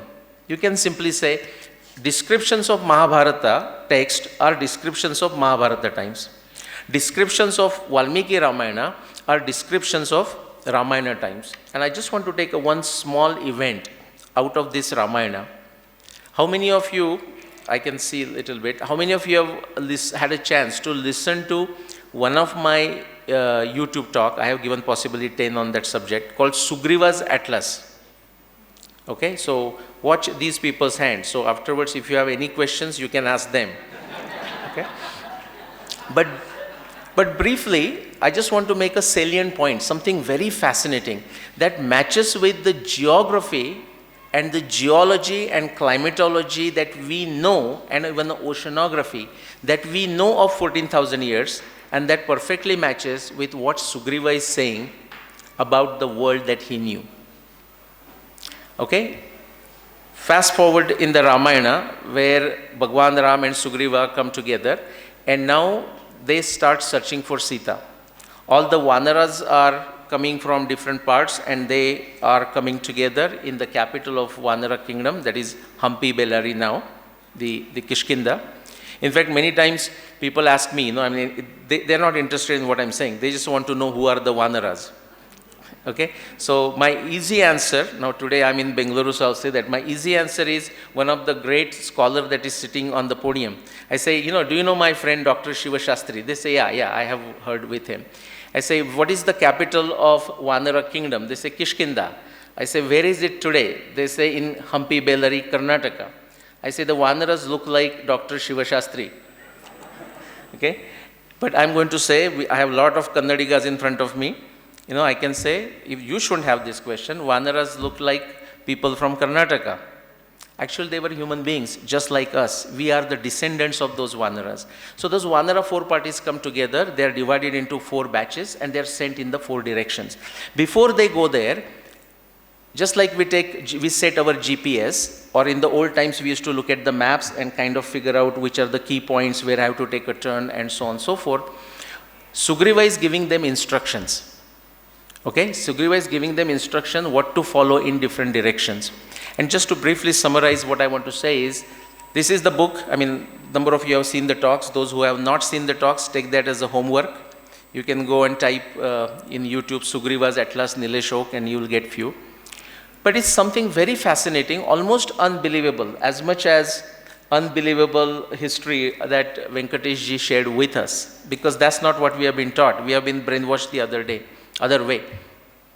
Sugriva knows in the east direction, starting with India as the center, okay, all the way to South America, with everything in between. So think of all the countries of the East Asia, like the Thailand, Indonesia, Philippines, Polynesia, and he might be knowing Australia. You know, there is not always an exact way to identify this, but all the way to South America, where even he's describing the structures, the petroglyphs. Everyone understands petroglyphs, like things engraved into the rocks. There is a petroglyph in South America, in a country called Peru. They call it Candelabra of Andes. And when the Spanish people came there 500 years ago, and when they asked them, like, what is this structure? Did you build it? They say, oh, we didn't do it. What about your grandparents? They did not do it. It was always there. Do you know why it was built? Nobody knows. It's almost unbelievable if I tell you that Ramayana describes what that structure is, describes it so beautifully. You can actually look at that picture, and in the other hand, you can have Valmiki Ramayana, Kishkinda Kand, Sarga 39, 40, 41, 42, the description of the east direction. And if I had a picture, I would have shown it to you, but you can just check it afterwards. Trishira Kanchanas Ketus Talastasya Mahatmana Stapita Parvatasya Agre Virajati Savedika. There cannot be a better description of that structure. It does not stop there. It even goes and explains why it was created, who created it, and what is its physical location. Purvasya Adishi Nirmanam Krutam Tat Tri Dasheshware Tatah Para Hemamaya Sriman Udaya Parvata. Like the Andes mountains is called Udaya Parvata. It's also called Ananta, right into Ramayana. And if you go to Bhagavad Puran, it is basically the Ananta mountain is described as a mountain in Patal. If you are not familiar with my work, you are not going to believe anything that I am saying right now. Okay? So that's what in the east direction. In the west direction, if you follow the geographical maps, it's just a series of mountains and then some of the seas that you see. And he describes all the way until the Alps, the Switzerland. In the northern direction, he describes all the way up to the Arctic Sea, and in the southern direction, he describes all the way up to the Antarctica, including Antarctica. Now, of course, the Europeans will tell you they discovered Antarctica, right? But by the same logic, Europeans will also tell you they discovered you and me. And they discovered America and so on, and they discovered the Indians on that side too. Okay? So they will tell whatever they want to say, that is their narrative. Okay? But you can just look at it, and this is about 14,000 years ago. Something very interesting. When Sugriva describes up to the Alps, he says, I don't know anything beyond this. Beyond this meaning west of the Alps, which is what? Western Europe. He says, I don't know anything. In fact, his description is, it's all darkness, and I just don't have idea. There is no world out there. Don't go there. When he talks about South America, he has nothing to say about the North America. He doesn't say anything. He says, I don't know. This is all I know. Now that should surprise you. Like he's talking all of these areas, including Arctic Sea and Antarctica. Arctic Sea, he says, Uttara Payasam Nidhi. Antarctica, he calls it capital of Yama. Yamasya Rajadhani. That is how he calls it. And he says, don't go there. By chance you may go there, but you'll never come back. Actually, that's the word he uses. But the question is, why doesn't he not describe the Western Europe or North America? Very good. Ice Age. Because if you can go and check the map of the world 14,000 years ago, you will find practically most of the North America, all of Canada, and almost half of America, like the Ohio line or Wisconsin glaciers, you might have heard this, including all the 5 lakes, they were all under ice. So there is nothing to go there, 2 to 4 kilometer thick ice sheet. And if you look at the Western Europe, essentially the same condition. Think of most of the countries, maybe exception of Spain and Portugal and some of those places, everything else above was either under a complete sheet of ice or conditions like tundra and so on and so forth. Now what does that mean? I want to conclude. The conditions is this. In Patanjali Yoga Sutra, now you say what the Patanjali Yoga Sutra has to do with it? I was teaching the Mahabharata astronomy some 7 years ago in one of the Indian universities. And when I was quoting Patanjali Yoga Sutra to understand how different people twist the knowledge in a different way, we call it Vritti. Right when the Patanjali Yoga Sutra begins, it talks of Vritti. They said, hey, Nilesh, if you like science, do it, but please don't bring Patanjali Yoga Sutra into it. But all our Darshana Shastras are meant to see. meant to perceive, meant to comprehend. Okay? If you look at Samadhipad, now look at these three things. Other two words you might have heard, just I want to briefly mention. Emic versus etic. Etic is like the outsider looking at our culture. And the academics will tell you it's supposed to be objective. That's utter nonsense. Okay? So what is that outsider view? I'll tell you in a minute. But there is also the other people, our people say emic view. So whatever we think of our culture, that's what we should believe. Even that is also problematic. Okay? Just because we read something in our grantha and we immediately run with it and blindly believe it. In the morning session we had these great descriptions of too many people, too many sahasra. We heard about the sahasra and they said, can the yajna go for sahasra varsha? Well, there is a way you can do it. How many of you have heard of sahasra vartan? Say for example Ganesha Atharva Shirsha. You can have 100 people chanting Atharva Shirsha, and if they do for what, 10 times or do the mathematics of 100 times or whatever, you can get whatever the number you want. So actually sometime, say Ravana did tapasya for 1000 years, maybe whatever that critical infrastructure project he was doing, he had 1000 people to work with him. And we can, so there can be different interpretations. But you see a emic thing, which is our internal view, and we should trust it, I would say that's also not the right point. Because then we create all kinds of chaos, which is what we did, what the outsiders were critiquing for. External view objective, that is also another nonsense. But we have a Darshana Shastra, we have a 6th Darshana Shastra, and even if you want to add Buddhist, Jainism, and even Charvak, not a problem. That's the Pratyaksha. If you consider all these Darshana Shastra and start studying our text, you actually get a very realistic view. Patanjali summarizes that. I am interpreting this, Patanjali. He says, Pramana. There is a vritti of using a pramana. He says, Pratyaksha, Anumana, Agama, Pramanani. If you use this formula, you will get close to the truth. You will actually get to the truth, if not a best approximation to the truth. But if you don't do that, then what happens? Which is what the etic position is, outsider's position is, that is what they have done in the last 200 years. Viparyayo mithya jnanam atadrupa pratishtam. They created mythology. They call it mythology because they created it and then they say, hey, this is a mythology. If you don't follow this pramana method, if you don't follow the scientific method, what you are going to get is basically viparyayo, opposite of that, which is a mithya. And then an emic approach that we think it's ours, that's fine, but we must be very cautious, because the problem with emic approach is if you just read something in our text and without analyzing, without trying to test, if you just accept it blindly, then we end up in many contradictions and we end up with many theories. What is that sutra from Patanjali? Shabda jnananupati vastu shunyo vikalpa. Which is to say, you have a Shabda jnan, you read something, but if there is no accompanying, supporting evidence in support of that, then if you, and you still boast it, you still talk about it, then it leads to vikalpa, it leads to confusion, it leads to delusion. Thank you. Some of the questions I'm going to pose. I have two lists, one from the morning and one from the afternoon. Being biased that I am, I'm going to start with the afternoon list. Okay. So the first question is for Mahalingam Balaji. Namaste Guruji. I believe that the casteism propaganda created by British, but I am also in a flux. When I know my, can you read it? I can't even. I also need glasses, by the way, sometime. But I am also in a flux. When I know my I'm missing it.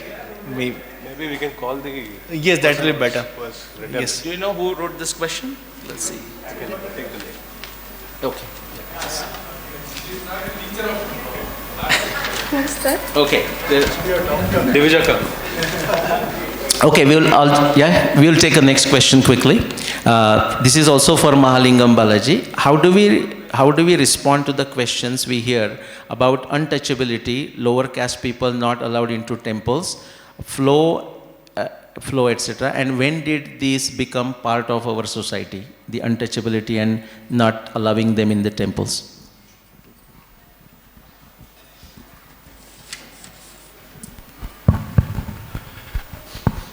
in terms of untouchability, the first thing is when we are looking at the history, we are not looking at any denial or any whitewashing, they call it. Right? If certain things have happened in certain places, then that needs to be acknowledged, lessons needs, and that is the first disclaimer I will put it. Having said that, have we even understood this word called untouchability? If I quote Dr. Babasaheb Ambedkar, he himself says that the British have recorded a one-sided version, and what he calls it as mutual separation. He even quotes British authorities who have said that there are certain communities which consider that a Brahmin passing through their street is supposed to bring them bad luck. And sometimes they may even gather, if somebody dares to walk like that, they may even slipper that person. These are words which are documented by British and which have been kind of highlighted by Dr. Babasaheb Ambedkar. He even goes on to say this, that the totem is like a religious symbol or the religious place or object of worship for the untouchable person and the other communities in that particular village are different and distinct, and more research needs to be done into this. Okay. So this is something which has been described in the Casticide book as well. It is actually known as what we call as Acharya Veda. There were different acharas which were being practiced, and predominantly of them being the Tantra Shastras, Agamas, there is a book called Jatimala which was being used during those times, and the Tantric texts were something which the Europeans could not understand, and they called it as demonolatory. Okay. It's called, they did not see how a Vedic tradition and a Tantric tradition would have coexisted. Right? In their mind, these are different, these are devil worship, demon worship. And in that book itself, I have quoted that there is a record which says that in a place called South Travancore, it's a Samastana in Kerala, today's Kerala, they have destroyed no less than 15,000 such devil temples. They call them pay coils in their native language. So the question which comes up is, if everything was destroyed by this Vedika tradition, this tradition never allowed 15,000 of these temples to be destroyed. It actually coexisted with them, right? So what is this intolerance we are talking about, right? So that is the question which we need to look at, and maybe more details are in the book. In fact, in the book as a cover, in that cover is the Murti called the Paramasati Murti. This was partially destroyed 200 years back by the colonizers themselves. They partially destroyed it, took that Murti, which is a Tantric worship Murti. It was in Britain, and I think in February I wrote to the Honorable External Affairs Ministry. They actually took the effort to find this Murti in London, not in the London Museum, but in one of the artifacts of London Museum. So now they are helping us to see how we can get this Murti back. Right? So once we get this Murti back, then we will know that, right, there was no such thing like intolerance or hatred. So we may have to relook at our past without the bias of the colonial lens. Sorry, that was a long answer. Give it to Dr. Shivashastri. He wants to add something to the same question. question. I think one of the things nobody knows is that, see, I'm a retired surgeon. We practice untouchability in the operating theatre. Okay, it is same as untouchability. It is the same untouchability that my grandmother used to practice as muddy. That is, after bathing herself, for cooking, or for other people, for physicians also, nobody is allowed to touch you. In the operating theatre, once you're scrubbed up and once you have a sterile gown, you're not allowed to touch. And very briefly, I don't want to take too much time. You see, there's this tradition of, you attend a funeral and you have a bath. Why? What is it? Is that person dirty? No. They were communicable diseases, deadly communicable, smallpox and other things. You need to cleanse yourself, you need to wash yourself. So certainly some aspects of untouchability are related to hygiene, but nobody is going to believe it. No Indian has the guts or the self-image or the self-confidence to talk back to the Westerners. He'll say, yes, yes, sir. So well, I leave it to the Gen Z to do something about it. Okay, just hang on for a second. Yeah, sure. There is a question for Dr. Shiva Shastri, so I'll just add it to that. And the answer is actually simple, but it's better you hear from the horse's mouth. Has Dr. Shiva Shastri written a book on all the topics he spoke about India and Pakistan? I've written a book on Pakistan. I've written a book on Operation Sindoor. I've written a book on the Aryan invasion theory. But the place where I have the greatest amount of, I don't know, intellectual diarrhea is YouTube, where I have more than 300 videos about my love of my life, military aviation, war history, and things like that. So yes, if I say anything, it is usually from some degree of knowledge that I have on it. I've followed military aviation and things like that from 1962. Yeah, quickly, thank you. Quickly, I'll ask the last question, and if all of you can give a brief answer, each one of you, that will be great. This is the question. How do we speak the truth in public, in community with kids, when the entire community outside following or influenced by wrong history? With Abbas? Well, that's my domain. It's on. Yeah, it's on. Well, that's my domain. I deal with the medieval Indian history. And I have also delved, like you would recall that I was talking about, we can't believe much about the invasion in the Sindh because we take the narrative from a Chachnama, which appeared later on. So likewise, when you start to dabble into the history of Islam, you will find that there are a lot of loopholes. They used to exaggerate the tales. They will, like, say, hadiths were commissioned under the Abbasid rule, which is 250 years after the supposed demise of Prophet Muhammad. So there's a lot of loopholes there. Now, when you want to talk about the history related to Islam, it's really a problematic situation because you can talk about Allah, you can talk about Quran, but you cannot talk about Prophet. Which I have learnt it hard way because once I was dabbling deep into it and this was trouble. You should not do this. What you should do is, you should literally speak about medieval era atrocities, bring it in the light, and people have been doing it from long, like K.S. Lal work is very seminal. He has done some fantastic work. Then a little work was done by Sitaram Goyal ji because there was a time when we were trying to be reactionist. We were trying to give a reaction to what Marxists were doing. So not a lot of scholarly work came up. It was more of a rebuttal.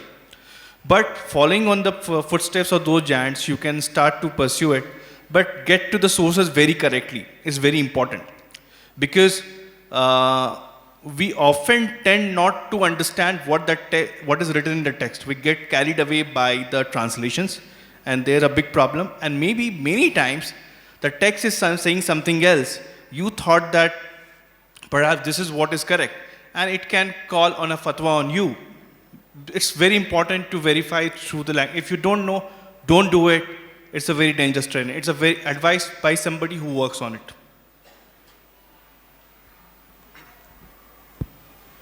So namaste. I think the way we look at it is to see that, as Dr. Chaitra I think mentioned, it's about ancestors and we being the trustees of the civilization. Right? We are here in this point of time, but we are here and there is going to be future generations. So it is our responsibility to carry all what has been handed to us by our ancestors to the next generations.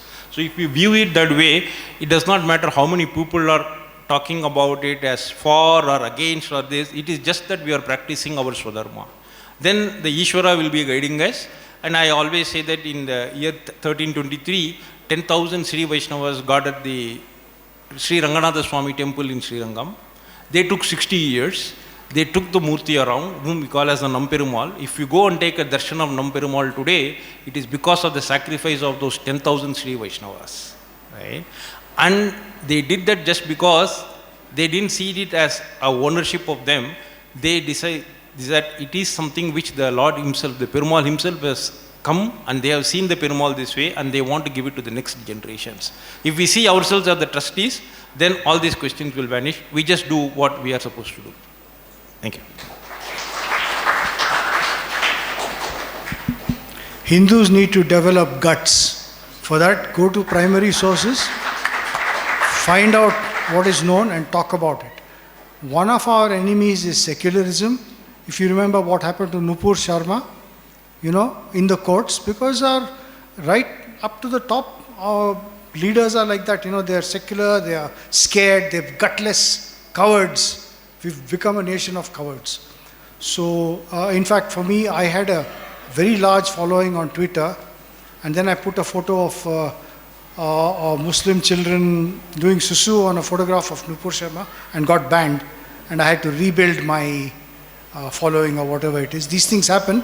Be careful. Don't say angry things that may hurt people, but go to primary sources, speak the truth. Satyameva Jayate should not be a slogan.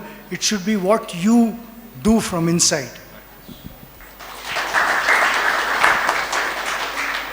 So I think basically it has an incompatibility between the modern education system and what is a true history.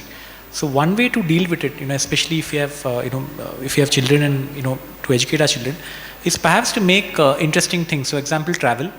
So I'll give you an example that if suppose some guest comes over to Mumbai, right? So what I've decided is instead of taking them to Gateway of India or what are the traditional tourist spots of Mumbai, I'll rather take them to Ambarnath Mahadev temple, the Parel Baladevi temple, which are actually so Mumbai had a lot of Tirtha history also. A lot of Devasthanas are there. So maybe we start from that slowly and perhaps there'll be a change which will come across.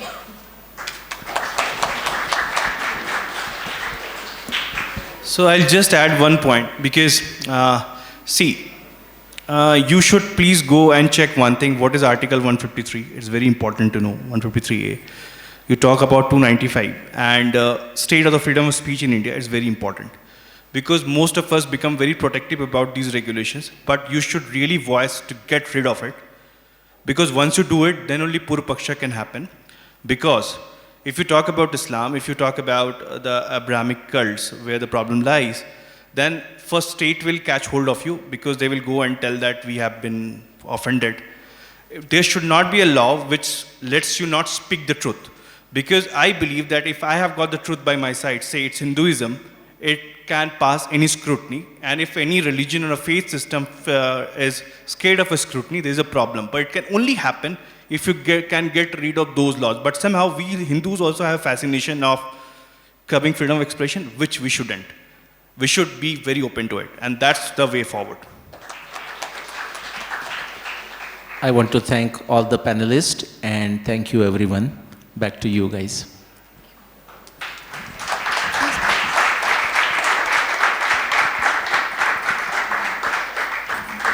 Thank you so much to all the panelists once again. Thank you to our esteemed guests for sharing their unique and powerful narratives.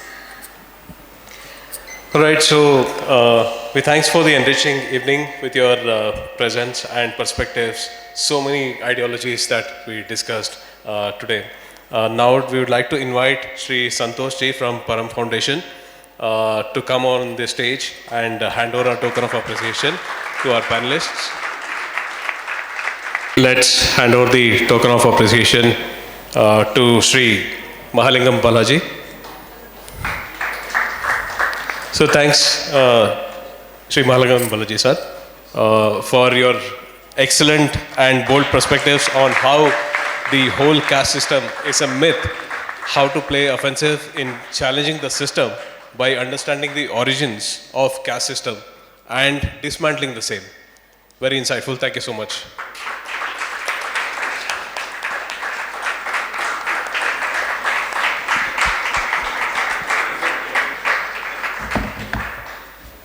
Dr. Shiv Shastri, ladies and gentlemen, big round of applause. Thank you so much, Doctor, for sharing your flow of thoughts ranging from colonization to radicalization, the good and bad as per the books, and how often we end up comparing ourselves with the world. How not to think about world class, but to always focus on the top class. Thank you so much.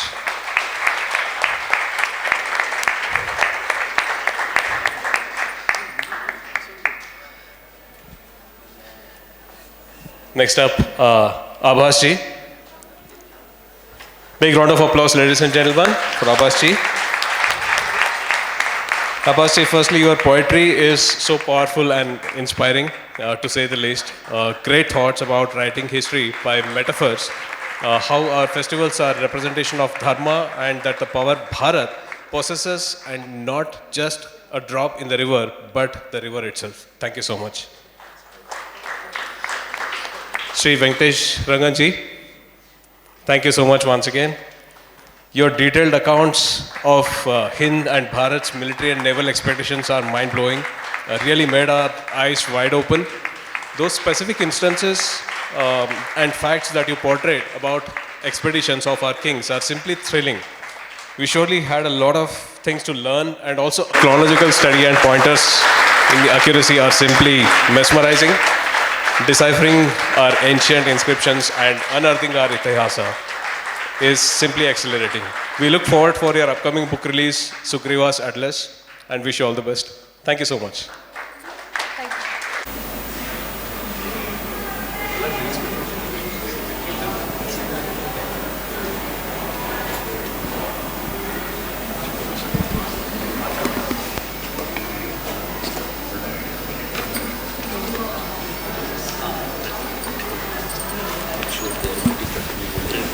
Namaste to everyone.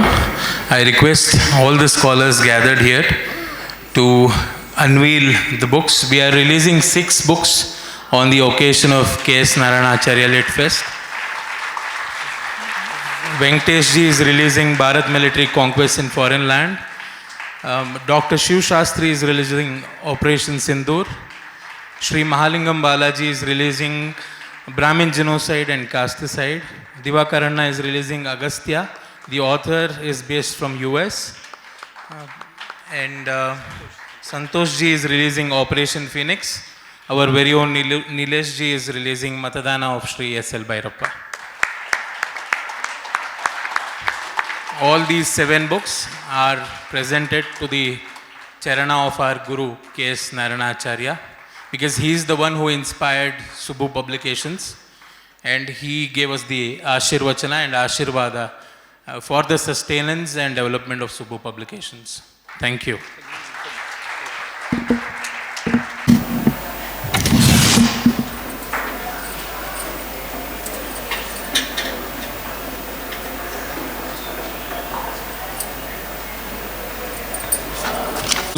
BCE, Rama-Ravana Yuddha and Bhishma Nirvana.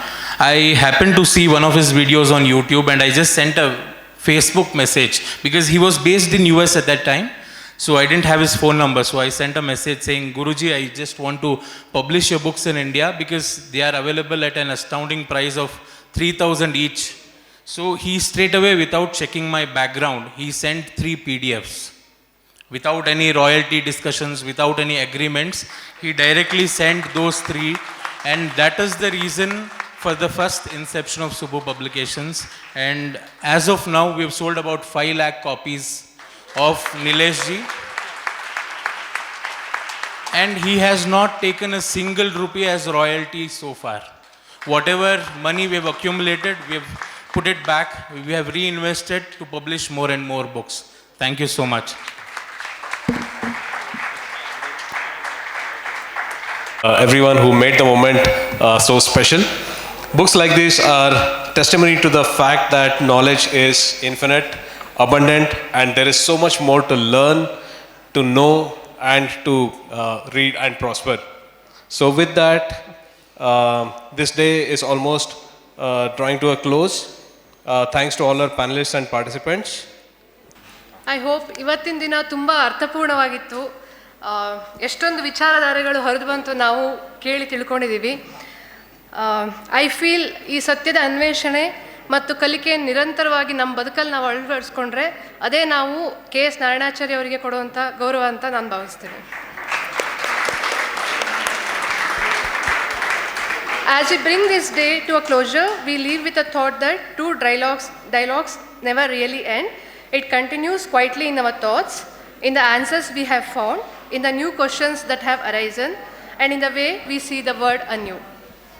I'm sure this is only the beginning. We continue tomorrow with more insightful talks and with much awaited award ceremony. Let's meet again tomorrow at 4:30 p.m. same place. And looking forward to seeing all of you tomorrow. Wanted to have a request with all parents and the friends who gathered here.